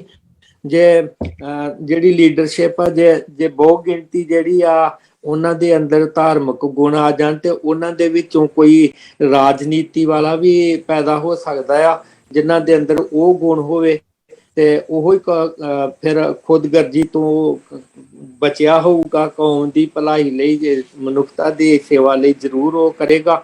ਤੇ ਇਹ ਉਹਨਾਂ ਨੇ ਠੀਕ ਆ, ਕਿਉਂਕਿ ਹਰ ਬੰਦਾ ਅਸੀਂ ਲੀਡਰ ਰਾਜਨੀਤਿਕ ਦੇ ਵਿੱਚ ਨਹੀਂ ਆ ਸਕਦੇ। ਜੇ ਆਉਣ ਦੀ ਕੋਸ਼ਿਸ਼ ਕਰਾਂਗੇ ਤੇ ਬੇਅਦਬੀ ਕਰਾ ਕੇ ਘਰ ਬੈਠਣਾ ਪਊ। ਤੇ ਧਾਰਮਿਕ ਤੌਰ ਤੇ ਜਿੰਨਾ ਬੱਚਿਆਂ ਨੂੰ ਪੜ੍ਹਾ ਲਓ, ਦੂਸਰੇ ਜਿੰਨਾ ਆਲਾ ਦੁਆਲਾ ਆ ਉਹਨਾਂ ਨੂੰ, ਕਿਉਂਕਿ ਗੁਰੂ ਦੀ ਸਿੱਖਿਆ ਦੇਣੀ ਅਸੀਂ ਆਪਣੀ ਤੇ ਦੇਣੀ ਨਹੀਂ, ਇਸ ਕਰਕੇ ਹਰ ਕੋਈ ਸੁਣਨ ਨੂੰ ਵੀ ਤਿਆਰ ਹੋ ਜਾਂਦਾ। ਹਾਂਜੀ ਸੁੱਚਾ ਸਿੰਘ ਵੀਰ ਜੀ। ਨਹੀਂ, ਤੁਸੀਂ ਗੱਲ ਕਰ ਲਓ, ਮੈਂ ਬਾਅਦ ਚ ਕਰ ਲਾਂਗਾ ਪੂਰਾ। ਤੁਸੀਂ ਗੱਲ ਕਰੋ ਪਲੀਜ਼। ਉਹ ਤਾਂ ਤੁਹਾਡੀ ਗੱਲ ਦੀ ਪ੍ਰੋੜਤਾ ਹੀ ਕਰ ਰਿਹਾ। ਹਾਂਜੀ ਕਿ ਇਹਦੇ ਹਾਂਜੀ ਤੇ ਉਹ ਇਹੋ ਹੀ ਆ ਵੀ ਆਪਣਾ ਜਿਸ ਤਰ੍ਹਾਂ ਬਾਬਾ ਬੰਦਾ ਸਿੰਘ ਜੀ ਬਹਾਦਰ ਤੋਂ ਬਾਅਦ, ਕਿਉਂਕਿ ਅਸੀਂ ਇਤਿਹਾਸ ਤੋਂ ਵੀ ਸਿੱਖਿਆ ਲੈਣੀ ਆ ਕਿ ਜਿੱਥੇ ਜਿੱਥੇ ਵੀ ਕੋਈ ਸਿੱਖ ਸੀਗਾ ਉਦੋਂ ਇਕੱਠੇ ਤੇ ਹੋਣ ਨਹੀਂ ਦਿੱਤਾ ਜਾਂਦਾ ਸੀਗਾ। ਤੇ ਉਹਨਾਂ ਨੇ ਆਪਣੀਆਂ ਜਥੇਬੰਦੀਆਂ ਬਣਾ ਕੇ ਧਾਰਮਿਕ ਤੌਰ ਤੇ, ਰਾਜਨੀਤਿਕ ਤੌਰ ਤੇ ਜ਼ੁਲਮ ਦੇ ਨਾਲ ਵੀ ਟੱਕਰ ਲਈ ਤੇ ਆਪਣੇ ਸਿੱਖੀ ਨੂੰ ਵੀ ਉਹਨਾਂ ਨੇ ਕਮਾਇਆ। ਉਸੇ ਤਰ੍ਹਾਂ ਜਿੱਥੇ ਜਿੱਥੇ ਅਸੀਂ ਬੈਠੇ ਹਾਂ ਆਪਣੀ ਕੋਸ਼ਿਸ਼ ਕਰੀਏ 2 4 10 ਜਿੰਨੇ ਇਕੱਠੇ ਹੋ ਸਕਦੇ ਆ ਤੇ ਉਹਨਾਂ ਦੇ ਅੰਦਰ ਆਪਣਾ ਜਿਹੜਾ ਸਿੱਖੀ ਦੀ ਹੈਗੀ ਸਪਿਰਿਟ ਉਹ ਆਪ ਵੀ ਪ੍ਰਾਪਤ ਕਰੀਏ ਤੇ ਦੂਸਰੇ ਚ ਵੀ ਵੰਡੀਏ। Good point, thank you. ਹਾਂਜੀ ਹਾਂਜੀ, ਮੈਂ ਨਾ ਜੀ ਸਿਰਫ ਐਡ ਕਰਨਾ ਚਾਹੁੰਦਾ ਸੀ ਇਹੀ ਚੀਜ਼। ਦੇਖੋ, ਸੰਤ ਜਰਨੈਲ ਸਿੰਘ ਜੀ ਹੋਰਾਂ ਦਾ ਸਿੱਖ ਪੰਥ ਦੇ ਵਿੱਚ ਬਹੁਤ ਜ਼ਿਆਦਾ ਇੱਜ਼ਤ ਮਾਣ ਹੈ, ਬਹੁਤ ਜ਼ਿਆਦਾ। ਤੇ ਦਾਸ ਉਸ ਵੇਲੇ ਉੱਥੇ ਹੀ ਸੀ, ਰਾਈਟ। ਤੋਂ 83 ਦੇ ਤੱਕ ਅਸੀਂ ਜਿਹੜਾ ਸੁਣਦੇ ਰਹੇ ਸਾਰਾ ਕੁਝ, ਉੱਥੇ ਲੈਕਚਰ ਉਹਨਾਂ ਦੇ ਸੁਣਦੇ ਰਹੇ ਆ। ਤੇ ਉਹ ਜਿਹੜੇ ਉਸ ਵੇਲੇ ਸਾਡੇ ਧਾਰਮਿਕ ਲੀਡਰ ਸੀਗੇ, ਉਹਨਾਂ ਦੀ ਨਿੰਦਾ, ਉਹਨਾਂ ਨੂੰ ਦਬਕੇ ਮਾਰਨਾ, ਖਰਵੇ ਬੋਲ ਬੋਲਣਾ, ਇਹ ਤੇ ਅਸੀਂ ਆਪ ਕੰਨਾਂ ਨਾਲ ਸੁਣਦੇ ਰਹੇ ਬਹੁਤ ਜ਼ਿਆਦਾ। ਠੀਕ ਹੈ ਜੀ। ਧਾਰਮਿਕ ਲੀਡਰ ਉਹ ਬਹੁਤ ਚੰਗੇ ਸੀਗੇ। ਤੇ ਜੇ ਧਰਮ ਤੇ ਰਾਜਨੀਤੀ ਉਹ ਇਕੱਠੀ ਕਰ ਦਿੰਦੇ, ਰਾਈਟ, ਉਸ ਵੇਲੇ ਟਾਈਮ ਸੀ ਜੇ ਕਿਤੇ ਉਹਨਾਂ ਨੂੰ ਕਹਿਣਾ ਕਿ ਇਹ ਐਉਂ ਨਹੀਂ ਕਰਦੇ, ਐਉਂ ਨਹੀਂ ਕਰਦੇ। ਠੀਕ ਹੈ ਜੀ। ਇਹਨਾਂ ਗੱਲਾਂ ਦੀ ਬਜਾਏ ਤੇ ਉਹ ਆਪ ਕਰਕੇ ਦੇਖ ਲੈਂਦੇ। ਜੇ ਕਿਤੇ ਆਪ ਪੋਲਿਟਿਕਸ ਦੇ ਵਿੱਚ ਆ ਜਾਂਦੇ ਉਸ ਵੇਲੇ, ਫਿਰ ਸ਼ਾਇਦ ਨੁਹਾਰ ਬਦਲ ਸਕਦੇ ਉਹ। ਔਰ ਉਸ ਵੇਲੇ ਪੂਰਾ ਪੰਜਾਬ ਉਹਨਾਂ ਦੇ ਪਿੱਛੇ ਸੀ ਤੇ ਉਹਨਾਂ ਨੇ ਇੱਕਦਮ ਬਣ ਵੀ ਜਾਣਾ ਸੀ ਤੇ ਉਹਨਾਂ ਨੂੰ ਸੀਐਮ ਬਣਨਾ ਵੀ ਔਖਾ ਨਹੀਂ ਸੀ। ਠੀਕ ਹੈ ਜੀ। ਤੇ ਜੇ ਸੀਐਮ ਨਹੀਂ ਤੇ ਕਮ ਸੇ ਕਮ ਐਮਐਲਏ ਤਾਂ ਜਾਂ ਐਮਪੀ ਤਾਂ ਬਣ ਹੀ ਸਕਦੇ ਸੀਗੇ। ਤੇ ਹੁਣ ਉਹ ਕਾਬਲੀਅਤ ਉਹਨਾਂ ਦੇ ਵਿੱਚ ਨਹੀਂ ਹੋਣੀ, ਜਿਸ ਕਰਕੇ ਉਹ ਨਹੀਂ ਅੱਗੇ ਆਉਣਾ ਚਾਹੁੰਦੇ ਸੀ, ਜਾਂ ਸਿਰਫ ਚਾਹੁੰਦੇ ਸੀਗੇ ਕਿ ਮੈਂ ਧਰਮੀ ਰਵਾਂ ਤੇ ਰਾਜਨੀਤੀ ਜਿਹੜੀ ਕੋਈ ਹੋਰ ਚਲਾਵੇ। ਇਸ ਕਰਕੇ ਜਾਂ ਤਾਂ ਫਿਰ ਇਸ ਤਰ੍ਹਾਂ ਦੇ ਲੀਡਰ ਹੋਣ ਜਿਹਦੇ ਵਿੱਚ ਦੋਨੇ ਕੁਆਲਿਟੀਜ਼ ਹੋਣ, ਧਾਰਮਿਕ ਤੇ ਰਾਜਨੀਤਿਕ, ਜਾਂ ਫਿਰ ਐਉਂ ਰੱਖੀਏ ਕਿ ਨਹੀਂ ਜੀ ਧਰਮ ਨੂੰ ਅੱਡ ਰਹਿਣ ਦਿਓ, ਰਾਜਨੀਤੀ ਨੂੰ ਅੱਡ ਚੱਲਣ ਦਿਓ। ਕਮ ਸੇ ਕਮ ਧਰਮ ਤੇ ਬਚਾ ਲਈਏ। ਰਾਜਨੀਤੀ ਦੇ ਵਿੱਚ ਜਿਸ ਵੇਲੇ ਰਲ ਕੱਢ ਹੁੰਦਾ ਉਸ ਵੇਲੇ ਧਰਮ ਹੀ ਰਾਜਨੀਤੀ ਬਣ ਕੇ ਰਹਿ ਜਾਂਦਾ, ਜਿਸ ਤਰ੍ਹਾਂ ਸਾਡੇ ਪਿਛਲੇ ਸਮੇਂ ਦੇ ਵਿੱਚ ਹਾਲਾਤ ਹੋਏ ਆ। ਤੇ ਬਾਦਲਾਂ ਨੂੰ ਅਗਲਿਆਂ ਨੇ ਅਕਾਲ ਤਖਤ ਦੀ ਫਸੀਲ ਤੋਂ ਫਖਰੇ ਕੌਮ ਦੇ ਦਿੱਤੇ ਜੀ, ਉਹ ਦੇ ਦਿੱਤੇ, ਹਨਾ। ਜੋ ਇਸ ਤਰ੍ਹਾਂ ਦੇ ਫਿਰ ਉਹ ਤਾਂ ਹੀ ਹੋ ਰਹੇ ਨਾ ਕਿਉਂਕਿ ਧਰਮ ਤੇ ਰਾਜਨੀਤੀ ਤੇ ਸਾਡੀ ਇਕੱਠੀ ਹੈ ਨਾ ਜੀ, ਅਸੀਂ ਇਹ ਕਹਿ ਦਿੰਦੇ ਹਾਂ ਨਾ ਜੀ। ਮੇਰੇ ਪੁਆਇੰਟਸ ਹੈਗੇ ਇਹ ਜਿਹੜੇ ਵਿਚਾਰਨੇ ਵਾਲੇ। Thank you. ਆਪਣੇ ਜਦੋਂ ਗੁਰੂ ਹਰਗੋਬਿੰਦ ਸਾਹਿਬ ਦਾ ਸਮਾਂ ਸੀ, ਉਸ ਵਕਤ ਅਕਾਲ ਤਖਤ ਦੀ ਸਥਾਪਨਾ ਹੋਈ, ਹਾਂਜੀ। ਤੇ ਉਸ ਵਕਤ ਜਿਹੜਾ ਸੀਗੇ ਦਰਬਾਰ ਸਾਹਿਬ ਦੇ ਹੈਡ ਗ੍ਰੰਥੀ ਉਹ ਬਾਬਾ ਬੁੱਢਾ ਜੀ ਸੀ ਤੇ ਅਕਾਲ ਤਖਤ ਦੇ ਵਿੱਚ ਜਿਹੜੇ ਇੰਚਾਰਜ ਸੀ ਉਹ ਭਾਈ ਗੁਰਦਾਸ ਜੀ ਸੀ। Is that correct? ਇਸ ਤਰ੍ਹਾਂ ਭਾਈ ਗੁਰਦਾਸ ਜੀ ਬਾਰੇ ਨਹੀਂ ਜੀ ਮੈਂ ਸੁਣਿਆ ਵੀ ਉਹ ਅਕਾਲ ਤਖਤ ਦੇ ਹੈਡ ਸੀਗੇ, ਇਹ ਨਹੀਂ ਮੈਂ ਸੁਣਿਆ ਜੀ। ਹੈਡ ਤੇ ਗੁਰੂ ਸਾਹਿਬ ਜੀ ਦੇ ਹੁੰਦਿਆਂ ਹੋਰ ਕਿਸੇ ਨੇ ਬਣਨਾ ਹੀ ਨਹੀਂ ਸੀਗਾ। ਸੇਵਾ ਗੁਰੂ ਸਾਹਿਬ ਦਾ ਟੌਪ ਤੇ ਸੀ ਨਾ ਸਾਰਿਆਂ ਤੋਂ ਉੱਪਰ। ਮਤਲਬ ਮੈਂ ਕਰਦਾ ਜਿਹੜੇ ਉਹਨਾਂ ਨੂੰ ਅਸਿਸਟ ਕਰਨ ਦੇ ਲਈ ਸੀ, ਜਿਹੜੇ ਮਾਮਲੇ ਜਿਹੜੇ ਸੀਗੇ ਸੋਸ਼ਲ ਮਾਮਲੇ, ਸੋਸ਼ਲ ਪੋਲੀਟੀਕਲ, ਉਹਦੀ ਮਦਦ ਦੇ ਲਈ ਉਹ ਭਾਈ ਗੁਰਦਾਸ ਜੀ। ਭਾਈ ਗੁਰਦਾਸ ਜੀ ਗੁਰੂ ਹਰਗੋਬਿੰਦ ਸਾਹਿਬ ਜੀ ਦੇ ਟਾਈਮ ਦੇ ਉੱਤੇ ਚੜ੍ਹਾਈ ਕਰ ਗਏ ਸੀ। ਠੀਕ ਹੈ ਜੀ। ਹੁਣ ਇਹਦਾ ਮਤਲਬ ਕਿ ਉਸ ਵੇਲੇ ਬਿਰਧ ਵੀ ਕਾਫੀ ਹੋਣਗੇ। ਹੁਣ ਇਹ ਨਹੀਂ ਪਤਾ ਜੀ, ਬਲਕਿ ਇਹਦੇ ਬਾਰੇ ਮੈਨੂੰ ਤਾਂ ਬਿਲਕੁਲ ਨਹੀਂ ਗਿਆਨ ਇਸ ਚੀਜ਼ ਦਾ। ਠੀਕ ਹੈ ਜੀ। ਇਹਦੇ ਬਾਰੇ ਇਤਿਹਾਸ ਚ ਏਦਾਂ ਹੀ ਪੜਿਆ ਕਿ ਗੁਰੂ ਸਾਹਿਬ ਜੀ ਬਕਾਇਦਾ ਆਪ ਹੀ ਸੁਣਦੇ ਸੀਗੇ ਲੋਕਾਂ ਦੇ ਮਸਲੇ ਤੇ ਆਪ ਹੀ ਉਹ ਉਹਨਾਂ ਦਾ ਨਿਰਣਾ ਕਰਦੇ ਰਹੇ ਨੇ। ਉਹਨਾਂ ਨੂੰ ਮੈਨੂੰ ਨਹੀਂ ਲੱਗਦਾ ਕਿ ਗੁਰੂ ਸਾਹਿਬ ਜੀ ਨੂੰ ਓਦਾਂ ਤੇ ਹੋ ਸਕਦਾ ਕਿਸੇ ਮਸਲੇ ਤੇ ਗੁਰਸਿੱਖਾਂ ਦੀ ਸਲਾਹ ਵੀ ਲੈਂਦੇ ਹੋਣਗੇ, ਕਿਉਂਕਿ ਪੰਚ ਪ੍ਰਧਾਨੀ ਦਾ ਤੇ ਸਿਸਟਮ ਚੱਲੀ ਜਾਂਦਾ। ਪਰ ਗੁਰੂ ਸਾਹਿਬ ਜੀ ਏਦਾਂ ਨਹੀਂ ਪੜਿਆ ਵੀ ਉਹਨਾਂ ਦੇ ਹੁੰਦਿਆਂ ਕੋਈ ਵੀ ਅਕਾਲ ਤਖਤ ਦਾ ਵੱਖ ਜਥੇਦਾਰ ਹੋਏ। ਗ੍ਰੰਥੀ ਤੇ ਕੋਈ ਹੋ ਸਕਦਾ ਆ ਮਹਾਰਾਜ ਦੀ ਸੇਵਾ ਕਰ ਲਈ ਜੇ ਉੱਥੇ ਪ੍ਰਕਾਸ਼ ਹੋਏ, ਪਰ ਜਥੇਦਾਰੀ ਦਾ ਨਹੀਂ ਸੁਣਿਆ ਕਿਤੇ। ਭਾਈ ਸਾਹਿਬ ਜੀ ਤੋਂ ਬਾਅਦ ਵਿੱਚ ਵੀ 4 ਗੁਰੂ ਸਾਹਿਬਾਨ ਉਹਦੇ ਦੌਰਾਨ ਵੀ ਨਹੀਂ ਸੁਣਿਆ ਵੀ ਅਕਾਲ ਤਖਤ ਦੀ ਦਾ ਜਥੇਦਾਰ ਜਾਂ ਸੇਵਾ ਕਿਸੇ ਨੂੰ ਦਿੱਤੀ ਹੋਵੇ। ਇਹਦੇ ਬਾਰੇ ਵੀ ਕੋਈ ਅਕਾਲ ਤਖਤ ਦੀ ਜੀ ਜਿਹੜੀ ਨਾ ਇਮਾਰਤ ਹੈ, ਗੁਰਦੁਆਰਾ ਸਾਹਿਬ ਦੀ ਜਿਹੜੀ ਇਮਾਰਤ ਹੈ, ਤੇ ਬਹੁਤ ਦੇਰ ਬਾਅਦ ਬਣੀ ਹੈ। ਗੁਰੂ ਮਹਾਰਾਜ ਦੇ ਗੁਰੂ ਹਰਗੋਬਿੰਦ ਸਾਹਿਬ ਜੀ ਨੇ ਸਿਰਫ ਇੱਕ ਥੜਾ ਬਣਾਇਆ ਸੀ, ਉਸ ਵੇਲੇ ਤਾਂ ਬਿਲਡਿੰਗ ਨਹੀਂ ਸੀਗੀ। ਔਰ ਉਹ ਜਿਹੜਾ ਥੜਾ ਸੀ ਉਹ ਸੀ ਬਿਲਕੁਲ ਦਰਸ਼ਨੀ ਦਿਓੜੀ ਦੇ ਸਾਹਮਣੇ, ਬਿਲਕੁਲ ਸਾਹਮਣੇ, ਤਾਂ ਕਿ ਇੱਥੇ ਖੜਿਆ ਗੁਰੂ ਗ੍ਰੰਥ ਸਾਹਿਬ ਜੀ ਦੇ ਅੰਦਰ ਦਰਸ਼ਨ ਹੋਣ। ਇਹ ਉਦੋਂ ਸਿਰਫ ਇਹ ਥੜਾ ਹੀ ਸੀਗਾ ਜੀ। ਉਸ ਤੋਂ ਜਿਹੜੀ ਬਿਲਡਿੰਗ ਤੇ ਬਹੁਤ ਬਾਅਦ ਬਣੀ ਹੈ, ਪਰ ਮੈਨੂੰ ਉਹਦਾ ਐਗਜ਼ੈਕਟ ਟਾਈਮ ਨਹੀਂ ਪਤਾ, ਪਰ ਉਦੋਂ ਹੈ ਸੀ ਕੋਈ। ਹਾਂਜੀ ਸੁਣਿਆ ਵਾ ਵੀ ਜਿਹੜੀ ਇਹਦੀ ਬਿਲਡਿੰਗ ਆ ਸ਼ਾਇਦ ਹਰੀ ਸਿੰਘ ਨਲੂਏ ਹੋਰਾਂ ਨੇ ਬਣਾਈ, ਬਾਅਦ ਚ ਹੋਰ ਸਿੱਖਾਂ ਨੇ ਵਾਧੇ ਹੁੰਦੇ ਰਹੇ ਆ ਸਮੇਂ। ਉਹ ਤਾਂ ਗੱਲ ਠੀਕ ਹੈ ਜੀ। ਫਿਰ ਜਦ ਗੁਰੂ ਸਾਹਿਬ ਦੇ ਗੁਰੂ ਹਰਗੋਬਿੰਦ ਸਾਹਿਬ ਦੇ ਸਲਾਹਕਾਰ ਕੋਈ ਨਹੀਂ ਸੀ, ਜਿਵੇਂ ਗੁਰੂ ਗੋਬਿੰਦ ਸਿੰਘ ਦੇ ਸਲਾਹਕਾਰ ਹੁੰਦੇ ਸੀਗੇ, ਜਿਨ੍ਹਾਂ ਨੂੰ ਰਾਏ ਭੀਮ ਚੰਦ ਨਾਲ ਨੈਗੋਸ਼ੀਏਟ ਕੀਤਾ, ਉਹ ਆਪਣੇ ਬੰਦੇ ਆਨੰਦ ਚੰਦ ਵਗੈਰਾ ਇਸ ਤਰ੍ਹਾਂ ਭੇਜਦੇ ਸੀ ਉਹਨਾਂ ਨੂੰ। ਇਸੇ ਤਰ੍ਹਾਂ ਗੁਰੂ ਹਰਗੋਬਿੰਦ ਸਾਹਿਬ ਦੇ ਕੋਈ ਸਲਾਹਕਾਰ ਹੋਣੇ ਆ। ਮੋਹਰੀ ਸਿੱਖ ਭੂਮਿਕਾ ਨਿਭਾਉਂਦੇ ਰਹੇ ਹੋਣਗੇ। ਜਿੱਦਾਂ ਅਸੀਂ ਇਹਦੇ ਵਿੱਚ ਇਹ ਚੀਜ਼ ਕਹਿ ਸਕਦੇ, ਜਿੱਦਾਂ ਮੋਹਰੀ ਸਿੱਖ ਗੁਰੂ ਸਾਹਿਬਾਨ ਦੇ ਟਾਈਮ ਭਾਈ ਪਰਾਗਾ ਜੀ ਸੀ, ਭਾਈ ਬਿਧੀ ਚੰਦ ਜੀ ਸੀਗੇ, ਇਹ ਮੋਹਰੀ ਸਿੱਖ ਜਿਹੜੇ ਸੀਗੇ ਇਹ ਇੱਦਾਂ ਦੀ ਭੂਮਿਕਾਵਾਂ ਜਿਹੜੇ ਨਿਭਾਉਂਦੇ ਹੋਣਗੇ। ਇਹਦੇ ਵਿੱਚ ਇਹ ਚੀਜ਼ਾਂ ਐਡ ਕੀਤੀਆਂ ਜਾ ਸਕਦੀਆਂ 6ਵੇਂ ਪਾਤਸ਼ਾਹ ਦੇ ਟਾਈਮ। Thank you. ਹਾਂਜੀ ਦੱਸਣਾ ਚਾਹੁੰਦੇ ਕੁਛ?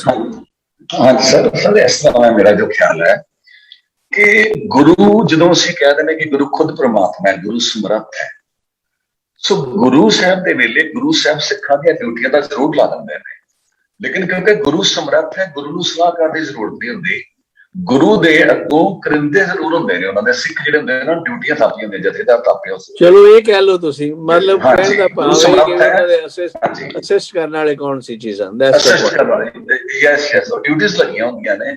ਦੂਸਰੀ ਗੱਲ, ਜਿਸ ਤਰ੍ਹਾਂ ਆਪਣਾ ਪ੍ਰੋਫੈਸਰ ਸਾਹਿਬ ਜੀ ਗੱਲ ਕਰ ਰਹੇ ਸੀ ਉਹਦੇ ਬਾਰੇ ਵੀ, ਜਿਹੜੀ ਅਸੀਂ ਕਹਿੰਦੇ ਸੰਤਿਸ਼ ਮਾਈਕਲ ਸਾਹਿਬ, ਉਹ ਠੀਕ ਹੈ ਪ੍ਰੋਫੈਸਰ ਸਾਹਿਬ ਜਿਸ ਐਂਗਲ ਤੋਂ ਗੱਲ ਕਰ ਰਹੇ ਨੇ, ਜੋ ਮੈਂ ਮਹਿਸੂਸ ਕੀਤਾ ਹੈ ਕਿ ਉਹ ਹੈਗਾ ਕਿ ਜਦੋਂ ਅਸੀਂ ਪ੍ਰੈਕਟੀਕਲੀ ਗੱਲ ਕਰਦੇ ਹਾਂ ਨਾ, ਡਾਕਟਰ ਸਾਹਿਬ ਤੁਸੀਂ ਸਵਾਲ ਕੀਤਾ ਹੈ ਕਿ ਅੱਜ ਦੇ ਸੰਦਰਭ ਚ ਕੀ ਹੈ, ਫਿਰ ਕਈ ਵਾਰੀ ਅਸੀਂ ਕੰਮ ਨੂੰ ਸੌਖਾ ਕਰਨ ਲਈ ਉਹਨੂੰ ਡਿਵਾਈਡ ਕਰ ਦਿੰਦੇ ਹਾਂ ਕਿ ਪੋਲੀਟੀਕਲ ਹੈਡ ਤੇ ਧਾਰਮਿਕ ਹੈਡ ਦੋ ਉਹਨਾਂ ਦੇ ਪੈਰਲਲ ਚੱਲੀ ਜਾ।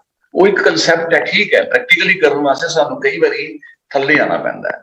ਲੇਕਿਨ ਥਿਓਰੈਟੀਕਲੀ ਜਾਂ ਆਈਡੀਅਲੀ ਜੋ ਚੀਜ਼ ਆਈਡੀਅਲੀ ਕਨਸੈਪਟ ਕਰਨਾ ਹੁੰਦਾ, ਕਿ ਗੁਰੂ ਸਾਹਿਬ ਵੇਲੇ ਗੁਰੂ ਹਿਮਸੈਲਫ ਦੋਨੋਂ ਹੈਡ ਸਨ, ਪੋਲੀਟੀਕਲ ਹੈਡ ਵੀ ਗੁਰੂ ਸਾਹਿਬ ਆਪ ਸਨ ਤੇ ਰਿਲੀਜੀਅਸ ਹੈਡ ਵੀ ਆਪ ਸਨ। ਸੋ ਬੇਸਿਕ ਜਿਹੜਾ ਕਰਨ ਦਾ ਕਨਸੈਪਟ ਹੈ ਉਹ ਤੇ ਹੈ ਕਿ ਦੋ ਚੀਜ਼ਾਂ ਪੈਰਲਲ ਨਹੀਂ ਚੱਲਦੀਆਂ, ਇਕੱਠੀਆਂ ਹੀ ਚੱਲਦੀਆਂ। ਗੁਰਸਿੱਖ ਨੂੰ ਸਭ ਕੁਝ ਇਕੱਲੇ ਨੂੰ ਹੋਣਾ ਪੈਣਾ, ਅਸੀਂ ਡਿਊਟੀਜ਼ ਅਲੱਗ ਨਹੀਂ ਲਾ ਸਕਦੇ। ਹੁਣ ਕਈ ਵਾਰੀ ਜਦੋਂ ਸਾਡੇ ਵਿੱਚ ਪਿਛਲੀਆਂ ਡਿਸਕਸ਼ਨ ਚ ਗੱਲ ਹੋਈ ਹੈ ਕਿ ਵਿਚਾਰ ਆਇਆ ਕਿ ਜਿੱਦਾਂ ਤੁਸੀਂ ਅਮਰੀਕਾ ਚ ਬੈਠੇ ਹੋ, ਤੁਸੀਂ ਉੱਥੇ ਬੜਾ ਜ਼ਿਆਦਾ ਸੇਫ ਹੋ, ਤੁਹਾਨੂੰ ਮਹਿਸੂਸ ਹੁੰਦਾ ਕਿ ਯਾਰ ਸਾਨੂੰ ਫਿਰ ਬੰਦ ਦੀ ਜ਼ਰੂਰਤ ਨਹੀਂ ਹੈਗੀ। ਲੇਕਿਨ ਜਦੋਂ ਅਸੀਂ ਧਰਮ ਦੀ ਗੱਲ ਕਰਦੇ ਹਾਂ, ਅਸੀਂ ਔਨ ਦਾ ਹੋਲ ਗੱਲ ਕਰਦੇ ਹਾਂ, ਇੱਕ ਸੈਕਟ ਦੀ ਵੱਖਰੀ ਦੀ ਗੱਲ ਕਰਦੇ। ਗੁਰੂ ਸਾਹਿਬ ਨੇ ਸਾਨੂੰ ਜਿਹੜਾ ਕਨਸੈਪਟ ਦਿੱਤਾ, ਔਨ ਦਾ ਹੋਲ ਦਿੱਤਾ। ਹੋ ਸਕਦਾ ਹੈ ਕਿਸੇ ਇੱਕ ਦੇ ਇੰਡੀਵਿਜੂਅਲ ਨੂੰ ਉਹਦੀ ਜ਼ਰੂਰਤ ਨਾ ਹੋਵੇ, ਲੇਕਿਨ ਜਦੋਂ ਅਸੀਂ ਕਨਸੈਪਟ ਦੀ ਗੱਲ ਕਰਦੇ ਹਾਂ, ਉਹ ਯੂਨੀਵਰਸਲਾਈਜ਼ ਕਰਨਾ ਹੁੰਦਾ। ਸੋ ਯੂਨੀਵਰਸਲੀ ਧਰਮ ਤੇ ਪੋਲਿਟਿਕਸ ਅਲੱਗ ਨਹੀਂ ਹੋ ਸਕਦੇ, ਦੇ ਆਰ ਵਨ। ਸਮਝੌਤੇ ਦੇ ਤੌਰ ਤੇ ਸਾਨੂੰ ਕਰਨਾ ਪਵੇ ਤੇ ਨੋ ਡਾਊਟ ਜੋ ਪ੍ਰੋਫੈਸਰ ਸਾਹਿਬ ਨੇ ਕਿਹਾ ਉਹਦੇ ਚੀਜ਼ ਪ੍ਰੈਕਟੀਕਲੀ ਵਜ਼ਨ ਹੈਗਾ, ਲੇਕਿਨ ਉਹਨੂੰ ਅਸੀਂ ਉਹਨੂੰ ਆਈਡੀਅਲੀ ਤੇ ਐਕਸੈਪਟ ਨਹੀਂ ਕਰ ਸਕਦੇ। ਅਲਟੀਮੇਟਲੀ ਇੱਕ ਪਰਸਨੈਲਿਟੀ ਹੋਣੀ ਹੀ ਪਏਗੀ ਤਾਂ ਕਿ ਸਾਰੇ ਸਿੱਖਾਂ ਨੂੰ ਐਸਾ ਹੋਣਾ, ਸਾਰੇ ਸਿੱਖਾਂ ਨੂੰ ਐਸਾ ਹੋਣਾ ਪਏਗਾ। Thank you. ਤੇ ਆਪਣੇ ਡਾਕਟਰ ਬਾਸੂ, ਤੁਹਾਡਾ ਕੀ ਵਿਚਾਰ ਹੈ ਇਹਦੇ ਬਾਬਤ? ਅਸਲ ਵਿੱਚ ਇਹ ਹੈ ਜੀ ਬਈ ਜਾਂ ਸਿੱਖ ਹੈ ਉਹ ਮੈਂ ਸਮਝਣਾ ਕਿ ਜਬ ਲਗ ਖਾਲਸਾ ਰਹੇ ਨਿਆਰਾ तब लग तेज दियो मैं सारा, जब गए विपन्न की रीत मैं न करो इनकी प्रतीत। तो जदों अपने आप की प्रधानता शुरू कर देगा, जदों अपने आप नूं अगे रखेगा, उदों लोग उस तों वख हो जाणगे। जद तक मनुख अपनी होंद नूं सारियां दी होंद विच मिलाउंदा नहीं, जद तक अपने मन नूं ब्रह्मंडी बनाउंदा नहीं। हुण गुरु ने कोई देखो, गुरु साहब ने एक आनंदपुर खरीदिया सी, गुरु तेग बहादुर साहब ने अपने बच्चे लिए। हुण उन्हां ओह भी आनंदपुर वार दिता ते अजकल दी राजनीतिक लोकां ने कई आनंदपुर बना लेने, कई इन्हां दी प्रॉपर्टियां ने। तो ये बिजनेसमैन जिहड़े बन गए ने लीडर, इस करके इन्हां दे देखो धर्म ते राजनीति बिल्कुल इकट्ठे ने, क्योंकि एक मनुख की परसनैलिटी का दोवें अंग ने। एक मनुख दे विच ही धर्म है, एक मनुख दे विच ही राजनीति है। जदों इन्हां मनुखां ने जिहड़े नायक अपने आप नूं अखवांदे ने, पर नायक वो बनेगा जो गुरु वर्गा होएगा, जिसने अपनी खुदगर्जी नूं जित्तिया होएगा। देखो पहले तो जित जिहड़ी है ना, हाँ जी, पर डॉक्टर साहब मैं जिहड़ी गल कर रहा ना, वो ये है थ्योरेटिकल पॉइंट ऑफ व्यू तो नहीं, बई प्रैक्टिकल रूप दे विच असीं की कर सकते हैं इस वेले असीं की कर सकते हैं चेंज लियाउण दे लई। ये तो होई ना तुहाडी फिलोसॉफिकल बैकग्राउंड, पर सवाल यह हुण की कीता जावे, की कर सकते हैं असीं इस चीज़ नूं सिद्धे राह पाउण लई। हुण म्यार जिहड़ा है सिੱਖੀ ਦਾ ਜਾਂ सिखां ਦਾ म्यार, सिੱਖੀ ਦਾ म्यार ते कायम है। हुण सिखां ਦਾ म्यार घटिया हो गया, हुण ग्रुपिज्म बन गए ओही ने, हुण मिसलां बणीਆਂ ने। हुण मिसलां आपस च लड़दियां सन, हुण भी मिसलां आपस च लड़दियां ने। तो इस समय दे विचों कोई लीडर जिहड़ा गुरु वर्गा पैदा होएगा तां गल बनेगी, नहीं तो किसी दे वस दा रोग नहीं रहा, क्योंकि धड़ेबंदी इन्नी है कि एक धड़ा दूजे नूं अपना आपा देण नूं तैयार नहीं। तां ही ते सारे ग्रुप बने हुए ने। ये सिखां दा बामणवाद है, ये जिन्ने ग्रुप ने ये सिखां दा बामणवाद है।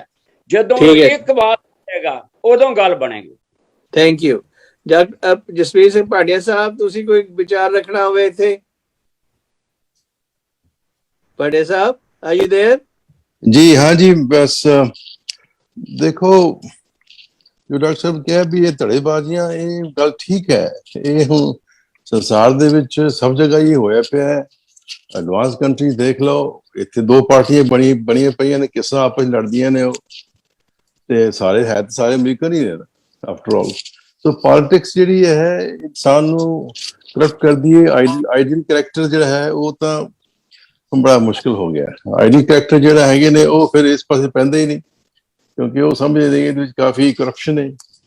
सो हुण सर की करना चाहिए इस वेले? सानूं थोड़ा बहुता तां सुधार करांगे तां ही गल चलनी है ना। जी हाँ, सुधार तो देखो फिर वो धर्म के हिसाब से ही हो सकता है ना, गुरबाणी के हिसाब से ही जो हो सकता है। गुरु साहिबान ने जो सानू सिखाया है, जब तक असीं उसनूं अपनावांगे नहीं तो तद तक फिर सुधार किवें होएगा? इस सुधार वास्ते तो जो साडे असूल ने, मुढ़ले असूल, उन्हां नूं अपनाना पएगा। उस तो बगैर तो गल नहीं बन सकती। ਤੇ ਉਹਨਾਂ ਨੂੰ ਕਿਸ ਤਰ੍ਹਾਂ ਪੜਾਇਆ ਜਾਵੇ ਜੀ? ਕਿਹੜੇ ਲੈਵਲ ਤੇ? ਮਤਲਬ ਗੁਰਦੁਆਰਿਆਂ 'ਚ ਪੜਾਇਆ ਜਾਏ, ਆਪਣੇ ਜੀਵਨ ਦੇ ਵਿੱਚ, ਜਾਂ ਘਰਾਂ ਦੇ ਵਿੱਚ? ਕਿਸ ਤਰ੍ਹਾਂ ਸ਼ੁਰੂਆਤ ਕਰਨਾ ਚਾਹੀਦਾ ਸਰ? ਦੇਖੋ ਸਾਰੇ ਜੋ ਤੁਸੀਂ ਕਿਹਾ, ਗੁਰਦੁਆਰੇ ਵੀ, ਘਰ ਵੀ, ਪਰਸਨਲ ਲੈਵਲ ਤੇ ਹੀ ਇੱਕ is like a team work. ਗੁਰਦੁਆਰੇ ਜਿਹੜੇ ਨੇ ਉਹ ਵੀ ਸਾਡੇ ਜਿਹੜੇ ਨੇ ਥੋੜੇ ਜਿਹੇ ਉਪਚਾਰਕ ਹੀ ਹੋ ਗਏ ਨੇ, ਇੱਕ ਰਿਚੁਅਲ ਜੀ ਬਣ ਗਈ ਹੈ ਵੀ ਗਏ ਕੀਰਤਨ ਸੁਣਿਆ, ਲੰਗਰ ਖਾਏ ਘਰ ਆ ਗਏ, ਕੀਰਤਨ ਸੁਣਿਆ ਲੰਗਰ ਖਾਏ ਘਰ ਆ ਗਏ। ਸੋ ਉਹਦੇ ਵਿੱਚ ਵੀ ਉਹ ਅਸਲੀਅਤ ਨਹੀਂ ਰਹਿ ਗਈ ਜਿਹੜੀ ਕਿ ਹੋਣੀ ਚਾਹੀਦੀ ਹੈ। ਲੇਕਿਨ ਇਹ ਹੁਣ ਸਾਰਾ ਸਿਸਟਮ ਜਿਹੜਾ ਹੈ ਇਹ ਲੋਕਾਂ ਨੇ ਉਸਨੂੰ ਬੜਾ ਦੇਖ ਲਿਆ ਵੀ ਜੋ ਸਾਨੂੰ ਬੜਾ ਕੰਫਰਟੇਬਲ ਹੈ ਉਹ ਕਰੋ। ਗੁਰਦੁਆਰੇ ਦਾ ਵੀ ਕੀ ਹੈ, ਘੰਟਾ ਡੇਢ ਹੁੰਦਾ ਤੇ ਫਿਰ ਲੋਕ ਉਸੇ ਥੋੜੇ ਜਿਹੇ ਟਾਈਮ ਵਾਸਤੇ ਆਉਂਦੇ ਨੇ। ਲੋਕਾਂ ਦੀ ਲਾਈਫ ਜਿਹੜੀ ਹੈ ਬਹੁਤ ਮਟੀਰੀਅਲ ਹੋ ਗਈ ਹੈ, ਮਟੀਰੀਅਲਿਜ਼ਮ ਬੜੀ ਜ਼ਿਆਦਾ ਆ ਗਈ ਹੈ।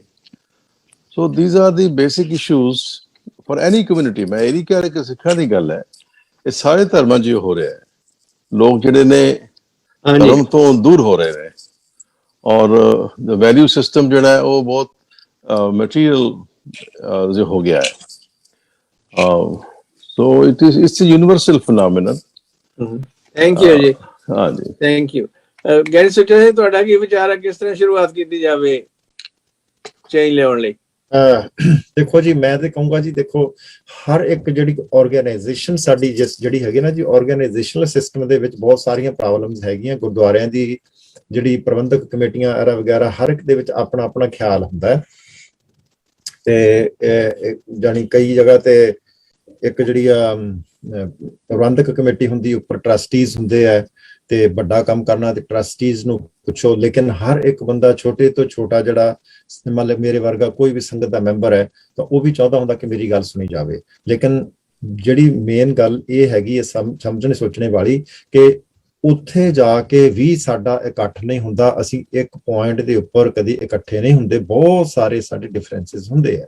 ਇਸ ਵਾਸਤੇ ਜਿਹੜਾ ਮੇਰਾ ਪਰਸਨਲ ਵਿਊ ਹੈ ਜੀ, ਉਹ ਤੇ ਇਹ ਹੈ ਕਿ ਸਾਨੂੰ ਆਪਣੇ ਤੌਰ ਤੇ, ਪਰਸਨਲ ਤੌਰ ਤੇ ਚੇਂਜ ਹੋਣ ਦੀ ਜ਼ਰੂਰਤ ਹੈ। ਲੋੜ ਹੈਗੀ ਹੈ ਆਰਗੇਨਾਈਜੇਸ਼ਨਲ ਤੌਰ ਤੇ ਵੀ, ਲੇਕਿਨ ਪਹਿਲਾਂ ਇਕੱਲਿਆਂ ਇਕੱਠੇ ਹੋ ਕੇ ਆਪਣੇ ਲਾਈਕ ਮਾਈਂਡਡ ਲੋਕ ਲੱਭੋ ਜਿਹੜੇ ਇਸ ਚੀਜ਼ ਨੂੰ ਪ੍ਰਮੋਟ ਕਰਦੇ ਹੋਣ। ਫਿਰ ਆਰਗੇਨਾਈਜੇਸ਼ਨ ਜਿਹੜੀ ਬਣਨੀ ਹੈ, ਉਹ ਜ਼ਰੂਰੀ ਨਹੀਂ ਕਿ ਉਹਦੇ ਵਾਸਤੇ ਤੁਹਾਨੂੰ ਗੁਰਦੁਆਰੇ ਦਾ ਸਟਰਕਚਰ ਹੀ ਚਾਹੀਦੀ ਹੈ, ਤੇ ਪਰਸਨਲ ਲੈਵਲ ਤੇ ਪਹਿਲਾਂ ਕਰਨਾ ਪੈਣਾ, ਇਹ ਜ਼ਰੂਰੀ ਹੈ ਜੀ। ਤੇ ਮੈਂ ਦੂਸਰਾ ਦੇਖ ਰਿਹਾ ਸੀ ਜੀ, ਹਰਮੰਦਰ ਜਿਹੜਾ ਅਕਾਲ ਤਖਤ ਦੀ ਅਸੀਂ ਗੱਲ ਕਰਦੇ ਸੀਗੇ, ਉਹ ਜਿਹੜਾ ਗੁਰੂ ਹਰਗੋਬਿੰਦ ਸਾਹਿਬ ਜੀ ਨੇ ਬਣਾਇਆ ਸੀ, ਉਹ ਸਿਰਫ 9 ਫੁੱਟ ਦਾ ਉੱਚਾ ਕੰਕਰੀਟ ਦਾ ਥੜਾ ਬਣਾਇਆ ਸੀ ਸਿਰਫ। ਤੇ ਉਸ ਤੋਂ ਬਾਅਦ ਅਬਦਾਲੀ ਨੇ ਜਦੋਂ ਹਮਲਾ ਕੀਤਾ 18ਵੀਂ ਸਦੀ ਦੇ ਵਿੱਚ, ਉਸ ਤੋਂ ਬਾਅਦ ਫਿਰ ਇਹ ਜਿਹੜੇ ਜੱਸਾ ਸਿੰਘ ਆਹਲੂਵਾਲੀਆ ਨੇ, ਇਹ ਰਹੇ ਇਹ 1783 ਦੇ ਵਿੱਚ ਚੜ੍ਹਾਈ ਕੀਤੇ ਹੈ। ਤੇ ਇਹਨਾਂ ਨੇ ਜਿਸਲੇ ਉਹਦੀ ਜਿਹੜੀ ਬੇਅਦਬੀ ਹੋਈ ਸੀ, ਤੇ ਉਸ ਤੋਂ ਬਾਅਦ ਜਿਹੜੀ ਫਲੋਰ ਹੈ ਨਾ ਅਕਾਲ ਤਖਤ ਦੀ, ਜਿਹੜਾ ਪਹਿਲਾ ਓਰੀਜਨਲ ਅਸੀਂ ਦੇਖਦੇ ਸੀਗੇ 84 ਤੋਂ ਪਹਿਲਾਂ, ਉਹਦੀ ਕਹਿੰਦੇ ਇੱਕ ਫਲੋਰ ਸਿਰਫ ਬਣਾਈ ਸੀ, ਤੇ ਦੂਜੀ ਤਾਂ ਫਿਰ ਬਹੁਤ ਜਾ ਕੇ ਬਾਅਦ ਚ ਬਣੀ ਹੈ। ਸੋ ਦੈਟ ਵਾਸ ਡਨ ਇਨ 1770 ਤੋਂ ਲੈ ਕੇ 1780 ਦੇ ਵਿੱਚ। ਸੋ ਉਦੋਂ ਬਹੁਤ ਬਾਅਦ ਬਣੀ ਜਾਂਦੀ ਜੀ। ਯੈਸ, ਥੈਂਕ ਯੂ ਜੀ ਫॉर ਸ਼ੇਅਰਿੰਗ। ਹਾਂ ਭਾਈ ਮਨਦੀਪ ਸਿੰਘ, ਤੁਸੀਂ ਕੀ ਕਰ ਸਕਦੇ ਆ ਇਹ ਚੇਂਜ ਲਿਆਉਣ ਦੇ ਲਈ ਆਪ ਤੁਹਾਡੇ ਇਲਾਕੇ 'ਚ? ਜੀ ਉਹੀ ਗੱਲ ਆਉਂਦੀ ਹੈ ਵੀ ਜਦੋਂ ਗੁਣਾਂ ਤੋਂ ਪਰਪੱਕ ਜਿਹੜੇ ਬੰਦੇ ਜਿਹੜੇ ਹੈਗੇ ਨਾ, ਗੱਲ ਤਾਂ ਗੁਣਾਂ ਦੇ ਉੱਤੇ ਆ ਕੇ ਮੁੱਕਦੀ, ਅਮਲਾਂ ਦੇ ਉੱਤੇ ਆ ਕੇ ਮੁੱਕਦੀ ਹੈ। ਵੀ ਕਿਉਂਕਿ ਜਿਹੜੀ ਰਾਜਨੀਤੀ ਹੈ ਜਾਂ ਕੋਈ ਵੀ ਚੀਜ਼ ਹੈ, ਪਹਿਲੇ ਸਮੇਂ ਸੇਵਾ ਦੇ ਵਾਸਤੇ ਹੁੰਦੀ ਸੀ, ਅੱਜ ਬਿਜ਼ਨਸ ਦੇ ਵਾਸਤੇ ਹੋ ਗਈ। ਮਗਰ ਅਜੇ ਤੱਕ ਵੀ ਕੁਝ ਬੰਦੇ ਇਸ ਤਰ੍ਹਾਂ ਦੇ ਹੈਗੇ ਜਿਨ੍ਹਾਂ ਨੇ ਜੀਵਨ ਦੇ ਵਿੱਚ ਬਹੁਤ ਕੁਝ ਅਚੀਵ ਕਰ ਲਿਆ। ਜਦੋਂ ਉਹ ਆ ਕੇ ਇੱਕ ਸਰਵਿਸ ਦੀ ਭਾਵਨਾ ਨੂੰ ਲੈ ਕੇ ਅੱਗੇ ਆਉਂਦੇ ਹੈਗੇ, ਤਾਂ ਸਾਨੂੰ ਉਹਨਾਂ ਲੋਕਾਂ ਨੂੰ ਪ੍ਰਮੋਟ ਕਰਨਾ ਚਾਹੀਦਾ ਜਿਹੜੇ ਆਪਣੇ ਨਿੱਜੀ ਹਿੱਤਾਂ ਦੇ ਵਾਸਤੇ ਨਹੀਂ, ਪਬਲਿਕ ਦੀ ਸੇਵਾ ਦੇ ਵਾਸਤੇ ਰਾਜਨੀਤੀ ਜਾਂ ਇਹਨਾਂ ਚੀਜ਼ਾਂ ਦੇ ਵਿੱਚ ਆਉਂਦੇ ਹੈਗੇ ਆ। ਮਨ ਦੇ ਵਿੱਚ ਇੱਕ ਸੇਵਾ ਭਾਵਨਾ ਹੋਣੀ ਚਾਹੀਦੀ। ਸਾਨੂੰ ਇਹ ਚੀਜ਼ ਦੀ ਪਛਾਣ ਕਰਨੀ ਬੜੀ ਜ਼ਰੂਰੀ ਹੈ ਵੀ ਇਹ ਬੰਦਾ ਕਿਸ ਦਿਮਾਗ ਦੇ ਤੌਰ ਦੇ ਤੇ ਕਿਸ ਤਰੀਕੇ ਦੇ ਨਾਲ ਆ ਰਿਹਾ, ਕਿਉਂਕਿ ਜਿੰਨੇ ਵੀ ਪੋਲੀਟੀਕਲ ਲੀਡਰ ਹੈ, ਸਾਰਿਆਂ ਨੇ ਆਪਣੇ ਜਾਇਦਾਦਾਂ ਕਰਪਸ਼ਨ ਕਰਕੇ। ਮੇਰਾ ਮਤਲਬ ਉਹ ਤਾਂ ਗੱਲ ਠੀਕ ਹੈ ਜੀ, ਪਰ ਤੁਸੀਂ ਆਪਣੇ ਇਲਾਕੇ ਜਿੱਥੇ ਤੁਸੀਂ ਰਹਿੰਦੇ ਆ, ਉੱਥੇ ਤੁਸੀਂ ਆਪਣੀ ਸੰਗਤ ਦੇ ਵਿੱਚ ਕਿਵੇਂ ਕਰ ਸਕਦੇ ਹੋ? ਉਹਦਾ ਕੀ ਵਿਚਾਰ ਦੱਸੋ। ਨਹੀਂ, ਇਹਦੇ ਵਿੱਚ ਵੀ ਇਹੀ ਹੈ ਵੀ ਮਨ ਦੇ ਵਿੱਚ ਸੇਵਾ ਭਾਵਨਾ ਜਿਸ ਪ੍ਰਬੰਧਕ ਦੀ ਵੀ ਜਾਂ ਜਿਹੜੇ ਸਿਸਟਮ ਦੇ ਵਿੱਚ ਜਦੋਂ ਅਸੀਂ ਸੇਵਾ ਨੂੰ ਲੈ ਕੇ ਮੁੱਖ ਤੌਰ ਦੇ ਉੱਤੇ ਆਉਂਦੇ ਹਾਂ, ਸਾਨੂੰ ਉਹਨਾਂ ਬੰਦਿਆਂ ਨੂੰ ਇਨਕਰੇਜ ਕਰਨਾ ਚਾਹੀਦਾ ਜਿਹੜੇ ਵੱਧ ਤੋਂ ਵੱਧ ਆ ਕੇ ਕੰਮ ਕਰ ਸਕਣ ਜਾਂ ਧਾਰਮਿਕ ਗੁਣ ਜਿਹੜੇ ਹੈਗੇ ਆ ਉਹ ਅਪਣਾਉਣਾ ਚਾਹਣ। ਇੱਕ ਤਾਂ ਹੈ ਨਾ ਵੀ ਕੋਈ ਗੱਲ ਵੀ ਜਿਹੜਾ ਸਿੱਖਣ ਦੇ ਵਿੱਚ ਜਿੰਨਾ ਸਾਡਾ ਮਾਦਾ ਹੋਏਗਾ ਨਾ, ਉਹ ਸੰਸਥਾ ਜਾਂ ਉਹ ਆਰਗੇਨਾਈਜੇਸ਼ਨ ਨਹੀਂ ਮਜ਼ਬੂਤ ਹੋਏਗੀ ਜਿਹਦੇ ਵਿੱਚ ਸਿੱਖਣ ਦਾ ਜ਼ਿਆਦਾ ਨਾ ਕਿ ਸਿਖਾਉਣ ਦਾ ਹੋਵੇ। ਇੱਥੇ ਹਮੇਸ਼ਾ ਸਿਖਾਉਣ ਦੇ ਵਾਸਤੇ ਜ਼ਿਆਦਾ ਆਉਣ ਵਾਲੇ ਆ ਸਾਨੂੰ। ਯਾਨੀ ਸੁੱਚਾ ਸਿੰਘ ਜੀ ਵੀ ਮੇਰੇ ਨਾਲ ਆ, ਅਸੀਂ ਇਕੱਠੇ ਸਾਨੂੰ ਇਹ ਚੀਜ਼ਾਂ ਜਿਹੜੀਆਂ ਹੈਗੀਆਂ ਹਮੇਸ਼ਾ ਹੀ ਆ ਵੀ ਇੱਥੇ ਸਿੱਖਣ ਵਾਲੇ ਬਹੁਤ ਵਿਰਲੇ ਆਉਂਦੇ, ਸਾਨੂੰ ਉਲਟਾ ਸਿਖਾ ਕੇ ਚਲ ਜਾਂਦੇ ਆ। ਇਹ ਚੀਜ਼ਾਂ ਦੀ ਇਹ ਜਿਹੜੀ ਚੀਜ਼ ਹੈਗੀ ਆ, ਇਹ ਹੋਣੀ ਚਾਹੀਦੀ ਵੀ ਜਿਹੜੇ ਸਿੱਖਣ ਵਾਲੇ ਜਿੰਨੇ ਜ਼ਿਆਦਾ ਹੋਗੇ ਉਹ ਆਰਗੇਨਾਈਜੇਸ਼ਨ ਨੂੰ ਨਹੀਂ ਜ਼ਿਆਦਾ ਮਜ਼ਬੂਤ ਹੋਏਗੀ। ਮੇਰਾ ਇਹ ਮਤਲਬ ਕਹਿਣ ਦਾ। Thank you. ਹਾਂਜੀ ਗਿਆਨੀ ਧਰਮ ਸਿੰਘ ਜੀ। ਹਾਂਜੀ, ਬੜੀ ਸੋਹਣੀ ਵਿਚਾਰ ਚੱਲ ਰਹੀ। ਮੈਂ ਇੱਥੇ ਫਿਰ ਇਹੋ ਬੇਨਤੀ ਕਰੂੰਗਾ ਵੀ ਜਿਹੜਾ ਧਰਮ ਆ ਉਹ ਹਰ ਸਿੱਖ ਨੂੰ ਕਮਾਉਣ ਦੀ ਜਿਹੜੀ ਗੁਰੂ ਸਾਹਿਬਾਂ ਵੱਲੋਂ ਤਾਕੀਦ ਆ ਕਿ ਹਰ ਸਿੱਖ ਹੀ ਉਹ ਅੱਜ ਸਾਡੀ ਸਿੱਖ ਰਹਿਤ ਮਰਜ਼ਾਦਾ ਦੇ ਮੁਤਾਬਕ ਵੀ ਜੇ 4 ਬੱਜਰ ਕਰਾਤਾਂ ਤੋਂ ਕੋਈ ਕਰਾਇਤ ਕਰ ਲੈਂਦਾ ਤੇ ਉਹ ਜਦੋਂ ਤੱਕ ਮਾਫੀ ਨਹੀਂ ਮੰਗਦਾ 5 ਪਿਆਰਿਆਂ ਤੋਂ ਪੇਸ਼ ਹੋ ਕੇ ਤੇ ਉਦੋਂ ਤੱਕ ਉਹ ਸਿੱਖੀ ਦਾ ਹਿੱਸਾ ਨਹੀਂ ਰਹਿੰਦਾ। ਵੀ ਸਿੱਖ ਤੇ ਹਰ ਇੱਕ ਨੂੰ ਬਣਦੀ ਲੋੜ ਆ। ਰਾਜਨੀਤੀ ਦੇ ਵਿੱਚ ਇਹ ਆ ਵੀ ਜਦੋਂ ਸਿੱਖ ਆਪਣੇ ਅਕੀਦੇ ਤੇ ਪੱਕੇ ਹੋਣਗੇ ਤੇ ਉਹਨਾਂ ਦੇ ਵਿੱਚੋਂ ਫਿਰ ਜਿਹੜੀ ਲੀਡਰਸ਼ਿਪ ਰਾਜਨੀਤਿਕ ਵੀ ਉਹਨਾਂ ਚੋਂ ਹੀ ਨਿਕਲੂਗੀ ਤੇ ਉਹ ਚੰਗੇ ਹੀ ਹੋਣਗੇ। ਤੇ ਇਹੋ ਹੀ ਆ। Thank you. ਹਾਂਜੀ ਡਾਕਟਰ ਵਾਸੂ, ਤੁਸੀਂ ਕੀ ਵਿਚਾਰ ਸ਼ੇਅਰ ਕਰਨਾ ਚਾਹੁੰਦੇ? ਇਹ ਹੈ ਜੀ ਕਿ ਜਿਹੜਾ ਮਨੁੱਖ ਹੈ, ਹਰ ਮਨੁੱਖ ਦੀ ਸੰਰਚਨਾ ਇੱਕੋ ਜਿਹੀ ਹੈ, ਕੰਸਟਰਕਸ਼ਨ ਆਫ ਮੈਨ। ਹਰ ਮਨੁੱਖ ਦੇ ਅੰਦਰ एक नीवा पस है, एक उच्चा पस है, एक लोअर सैल्फ है, एक हायर सैल्फ है। लोअर सैल्फ चो कमजोरियां पैदा होंदियां। हर मनुख दे अंदर काम, क्रोध, लोभ, मोह, अहंकार पैदा हो रहे ने ते हुंदे रहणगे। हुण साडी समस्या की है कि इन्हां नीवें पाखे नूं, इस लोअर सैल्फ नूं असीं गुरबाणी द्वारा कंट्रोल करके अपने उच्चे पासे जाना हुंदा है, उन मन च जाना हुंदा है। ਜਿਹੜਾ ਮਨੁੱਖ ਜਿਹੜਾ ਆਪਣੇ ਆਪ ਤੇ ਕੰਟਰੋਲ ਨਹੀਂ ਕਰਦਾ ਉਹ ਫਸ ਜਾਂਦਾ। ਕੋਈ ਕਾਮ ਵਿੱਚ, ਕੋਈ ਕ੍ਰੋਧ ਵਿੱਚ, ਕੋਈ ਰਾਜ ਮਾਲ ਰੂਪ ਜਾਤ ਜੋਬਨ ਪੰਜੇ ਠੱਗ, ਇੰਨੀ ਠੱਗੀ ਜੱਗ ਠੱਗਿਆ ਕਿਨੇ ਨਾ ਰੱਖੀ ਲਾਜ। ਇਸ ਕਰਕੇ ਹਰ ਮਨੁੱਖ ਆਪਣੀ ਕਮਜ਼ੋਰੀ, ਆਪਣੀ ਕੰਸਟਰਕਸ਼ਨ ਨੂੰ ਖਿਆਲ ਰੱਖੇ। ਹਰ ਮਨੁੱਖ ਗੁਰੂ ਦੇ ਪਹਿਰੇ, ਗੁਰੂ ਦੀ ਪਹਿਰਾ ਜਾਂ ਸ਼ਬਦ ਦੇ ਪਹਿਰੇ 'ਚ ਰਵੇ। ਸ਼ਬਦ ਨੇ ਸਾਨੂੰ ਪਹਿਰਾ ਦੇਵੇਗਾ ਤੇ ਫਿਰ ਅਸੀਂ ਆਪਣੀ ਕਮਜ਼ੋਰੀ ਤੋਂ ਬਚਾਂਗੇ। ਇਸ ਕਰਕੇ ਕਿਸੇ ਮਨੁੱਖ ਕੋਲੋਂ ਅਸੀਂ ਆਸ ਕਰੀਏ ਕਿ ਉਹ ਗੁਰੂ ਉਪਦੇਸ਼ ਤੋਂ ਬਿਨਾਂ ਅੱਗੇ ਵੱਧ ਸਕੇਗਾ, ਉਹ ਕਦੀ ਨਹੀਂ ਵੱਧ ਸਕੇਗਾ ਜਦੋਂ ਆਪਣੇ ਆਪ ਦੇ ਕੰਸਟਰਕਸ਼ਨ ਨਹੀਂ ਸਮਝਦਾ। ਥੈਂਕ ਯੂ ਜੀ। ਡਾਕਟਰ ਰਵਿੰਦਰ ਸਿੰਘ। ਹਾਂਜੀ ਸਰ ਜੋ ਤੁਸੀਂ ਸਵਾਲ ਕੀਤਾ ਹੈ ਕੀ ਕੀਤਾ ਜਾਵੇ, ਗੁਰੂ ਗ੍ਰੰਥ ਸਾਹਿਬ ਦੀ ਬਾਣੀ ਇਹਦੇ ਬਾਰੇ ਮਤਲਬ ਇੱਕ ਸਾਨੂੰ ਕਨਸੈਪਟ ਦੇ ਰਹੀ ਹੈ। ਗੁਰੂ ਸਾਹਿਬ ਦਾ ਕਨਸੈਪਟ ਹੈ ਪ੍ਰਥਮੇ ਮਨ ਪ੍ਰਬੁੱਧ ਆਪਣਾ ਪਾਤਸ਼ਾਹ ਅਵਰ ਜਾਵੇ, ਰਾਮ ਨਾਮ ਜਪ ਹਿਰਦੇ ਜਾਪੇ, ਮੁਖ ਤੇ ਸ਼ਬਦ ਸੁਣਾਵੇ। ਸੋ ਗੁਰਬਾਣੀ ਦਾ ਕਨਸੈਪਟ ਹੈ ਕਿ ਸਭ ਤੋਂ ਪਹਿਲਾਂ ਤੇ ਅਸੀਂ ਆਪਣੇ ਆਪ ਨੂੰ ਇੰਪਰੂਵ ਕਰਨਾ ਹੈ, ਸੈਲਫ ਇੰਪਰੂਵਮੈਂਟ, ਅੱਛਾ ਕਰੈਕਟਰ ਸਾਡੇ ਚ ਗੁਰਸਿੱਖੀ ਨਜ਼ਰ ਆਵੇ। ਉਸ ਤੋਂ ਬਾਅਦ ਅਸੀਂ ਆਰਗੇਨਾਈਜੇਸ਼ਨ ਵੱਲ ਧਿਆਨ ਦੇਣਾ ਕਿ ਬਾਕੀਆਂ ਨੂੰ ਲਾਈਕ ਮਾਈਂਡਡ ਸਿੱਖਾਂ ਨੂੰ ਨਾਲ ਜੋੜਨਾ। ਇਹੀ ਹਰ ਸਿੱਖ ਆਪਣੇ ਆਪਣੇ ਲੈਵਲ ਤੇ ਕਰੇ ਤੇ ਗੁਰਸਿੱਖੀ ਦਾ ਸਤਰ ਉੱਚਾ ਹੋ ਸਕਦਾ ਹੈ। ਕਿਉਂਕਿ ਜਦ ਤੱਕ ਸਾਡੀ ਸਿੱਖੀ ਦੀ ਕੁਆਲਿਟੀ ਸਾਡੇ 'ਚ ਨਹੀਂ ਆਉਂਦੀ ਤਦ ਤੱਕ ਅਸੀਂ ਆਰਗੇਨਾਈਜ਼ਿੰਗ ਹੋਵਾਂਗੇ ਤੇ ਸਿੱਖੀ ਦਾ ਵਾਧਾ ਨਹੀਂ ਹੋ ਸਕਦਾ। ਸਿੱਖੀ ਸਾਡੇ ਸਾਰਿਆਂ 'ਚ ਜ਼ਰੂਰੀ ਹੈ ਪਹਿਲਾਂ, ਤੇ ਨੈਕਸਟ ਸਟੈਪ ਆਰਗੇਨਾਈਜ਼ ਹੋਣਾ ਵੀ ਉਨਾ ਹੀ ਜ਼ਰੂਰੀ ਹੈ, ਪਰ ਉਹ ਸੈਕੰਡ ਸਟੈਪ ਹੈ। Thank you. ਗੁਰਬਾਣੀ ਦਾ ਸੰਦੇਸ਼। ਹਾਂਜੀ। You know, there is a religion called Baha'i ਜਿਹਦੀ ਮੈਂ ਗੱਲ ਕਰ ਰਿਹਾ ਸੀ, ਉਹਨੂੰ ਤਕਰੀਬਨ 200 ਸਾਲ ਹੋ ਗਏ ਐਗਜ਼ਿਸਟੈਂਸ ਦੇ ਵਿੱਚ। ਉਹਦੇ 'ਚ ਇੱਕ ਕਨਸੈਪਟ ਹੈ ਕਿ ਉਹ ਆਪਣੀ ਜਿਹੜੀ ਹੈ ਮੀਟਿੰਗ ਨਾ 9 ਬੰਦਿਆਂ ਦੇ ਗਰੁੱਪ ਦੇ ਵਿੱਚ ਹੁੰਦੀ ਹੈ ਉਹਨਾਂ ਦੀ। ਮਤਲਬ ਜੇ ਫਰਜ਼ ਕਰੋ 10 ਹੋ ਜਾਣ ਨਾ, ਉਹ ਸਪਲਿਟ ਕਰਨ ਦੇ 5 ਬਣਾ ਦਿੰਦੇ ਆ। ਜਦੋਂ 9 ਬਣ ਜਾਣ ਫਿਰ ਜਦੋਂ 10 ਹੋਏ ਉਹਨਾਂ ਨੇ ਸਪਲਿਟ ਕਰ ਦੇਣਾ।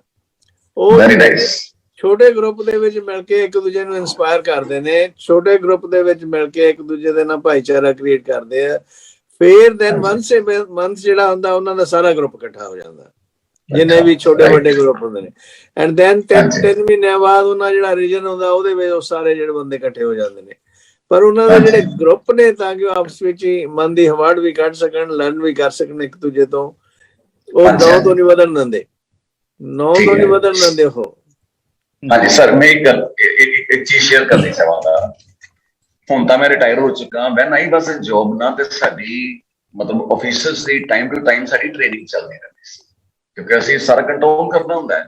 ਤੇ ਉਹ ਤੁਹਾਡਾ ਇਹ ਜੋ ਤੁਸੀਂ 9 ਦੀ ਗਿਣਤੀ ਕਹੀ ਹੈ ਨਾ, ਤੇ ਉਹ ਸਾਨੂੰ ਟ੍ਰੇਨਿੰਗ ਦੌਰਾਨ ਇਹ ਗਾਈਡ ਕੀਤਾ ਗਿਆ ਸੀ ਕਿ ਕੋਈ ਵੀ ਜਿਹੜੀ ਇੱਕ ਅਫਸਰ ਹੈ ਉਹਦੇ ਥੱਲੇ ਜਿਹੜਾ ਇਮੀਡੀਏਟ ਸਬੋਰਡੀਨੇਟ ਸਟਾਫ ਹੈ ਨਾ, ਉਹਦੀ ਗਿਣਤੀ ਦੱਸੀ ਸੀ।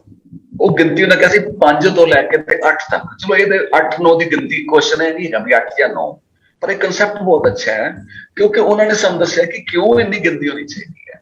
ਉਹ ਕਹਿੰਦੇ ਅਗਰ ਤੁਹਾਡੇ ਥੱਲੇ ਜਿਹੜੇ ਸਬੋਰਡੀਨੇਟ 8 ਤੋਂ ਘੱਟ ਨੇ ਨਾ, ਤੇ ਉਹ ਵੀ ਕੋਈ ਇਹਦਾ ਮਤਲਬ ਤੁਹਾਡੀ ਪੋਟੈਂਸ਼ੀਅਲ ਨਹੀਂ ਹੈਗਾ, ਤੁਹਾਡਾ ਪੋਟੈਂਸ਼ੀਅਲ ਜਾਂ ਯੂਜ਼ ਨਹੀਂ ਕੀਤਾ ਜਾ ਰਿਹਾ।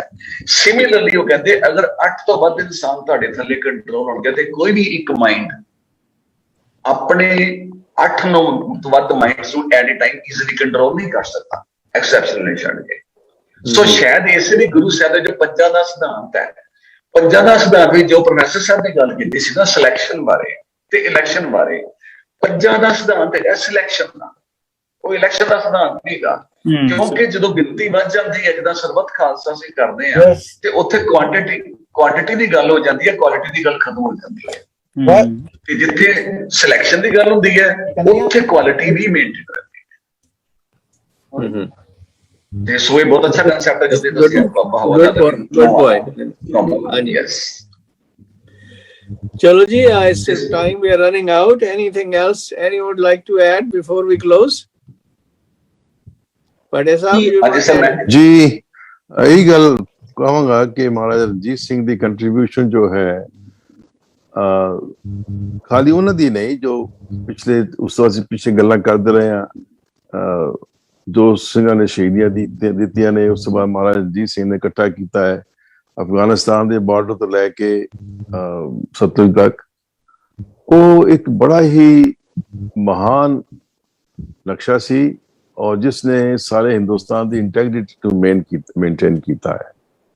कि मेरा ये फर्म बिलीफ है कि अगर सिखां दी कुर्बानियां ना होंदियां, महाराजा रणजीत सिंह दी हुकूमत ना बनती, ते अफगाना नूं रोकण वाली कोई ताकत नहीं सी इस रीजन दे विच।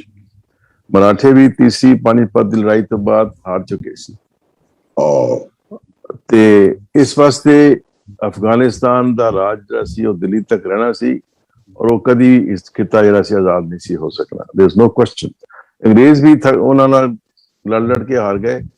महाराजा रणजीत सिंह भी, तुहानूं पता है, नलवा हरि सिंह नलवा भी उस फ्रंटियर तक ही हमेशा जूझदा ही रहा और ब्रिटिश भी जूझते रहे। अमरीका हार गया उन्होंने को, रूस भी हार के भज गया। इन्हां लोकां नूं ऐसी इन्हां दी कौम है ते अहमद शाह अब्दाली दा जिहड़ा रूल सी वो हो जाना सी, उन्हां दे कोई ना कोई होर पठान आ जांदा उन्हां नाल। सो ये बड़ी वड्डी कंट्रीब्यूशन है इस देश नूं, इस कंट्री नूं, और इस देश नूं समझना चाहिदा है कि this nation, our Sikh brothers and sisters who have sacrificed their life in a there's the integrity to maintain kita hai and they deserve credit for that. Thank you जी। हाँ जी, डॉक्टर कृपाल सिंह जी एक पॉइंट ऐड करना चाह रहा हूँ। हाँ जी। वाहिगुरु जी का खालसा, वाहिगुरु जी फतेह। वाहिगुरु जी की फतेह जी। पहली बात तो ये है कि धर्म का जो मसला बहुत पेचीदा मसला है, इसको समझने में लोग बहुत, मतलब इससे लोग आजकल डर के भाग रहे हैं कि धर्म है कहाँ पर, मतलब क्या धर्म है, तो धर्म से बच के जा रहे हैं। लेकिन जब धर्म के बारे में अगर बाबा फरीद जी पूछे वो धर्म है क्या, तो स्पष्ट कर देते हैं कि बोलिए सच धर्म, झूठ ना बोलिए। ये सच बोलना ही धर्म है, तो झूठ बोलना है धर्म है। तो जब हम ये बताएंगे लोगों की सच बोलना धर्म है, तो फिर जिसके अंदर सच आया उसके अंदर तो काम, क्रोध, लोभ, अहंकार तो वैसे ही मर जाने। तो उसने सिर्फ इंसानियत के लिए काम करना, और ताकत जो है वो सच से आती है। तो सच को धर्म बनाएंगे तो मेरे ख्याल से लोग बाग जुड़ेंगे साथ में। और जो सच्चाई, सिख सारे सच्चाई को अपना लें। एक गुरु ग्रंथ साहब सारा सच्चाई का भरा हुआ, एक भी पॉइंट उसके अंदर अपने अंदर आ गया तो समझ लो ना वैसी जिनकी सफल है। तो मेरे ख्याल से ये जो धर्म का मसला थोड़ा सच के साथ जोड़ दे तो अच्छा रहेगा मेरे ख्याल में। Thank you. Thank you for your contribution. Next week we'll discuss about the administration of Maharaja Ranjit Singh के pros and cons के भाई की ओदे विच होया ते उत्थों सानू की सबक मिलदे ने। So thank you for everyone's participation, both audience and participants. Again, the views expressed in this program are strictly speaking is of the participants and not of the voice of one of the TV organization.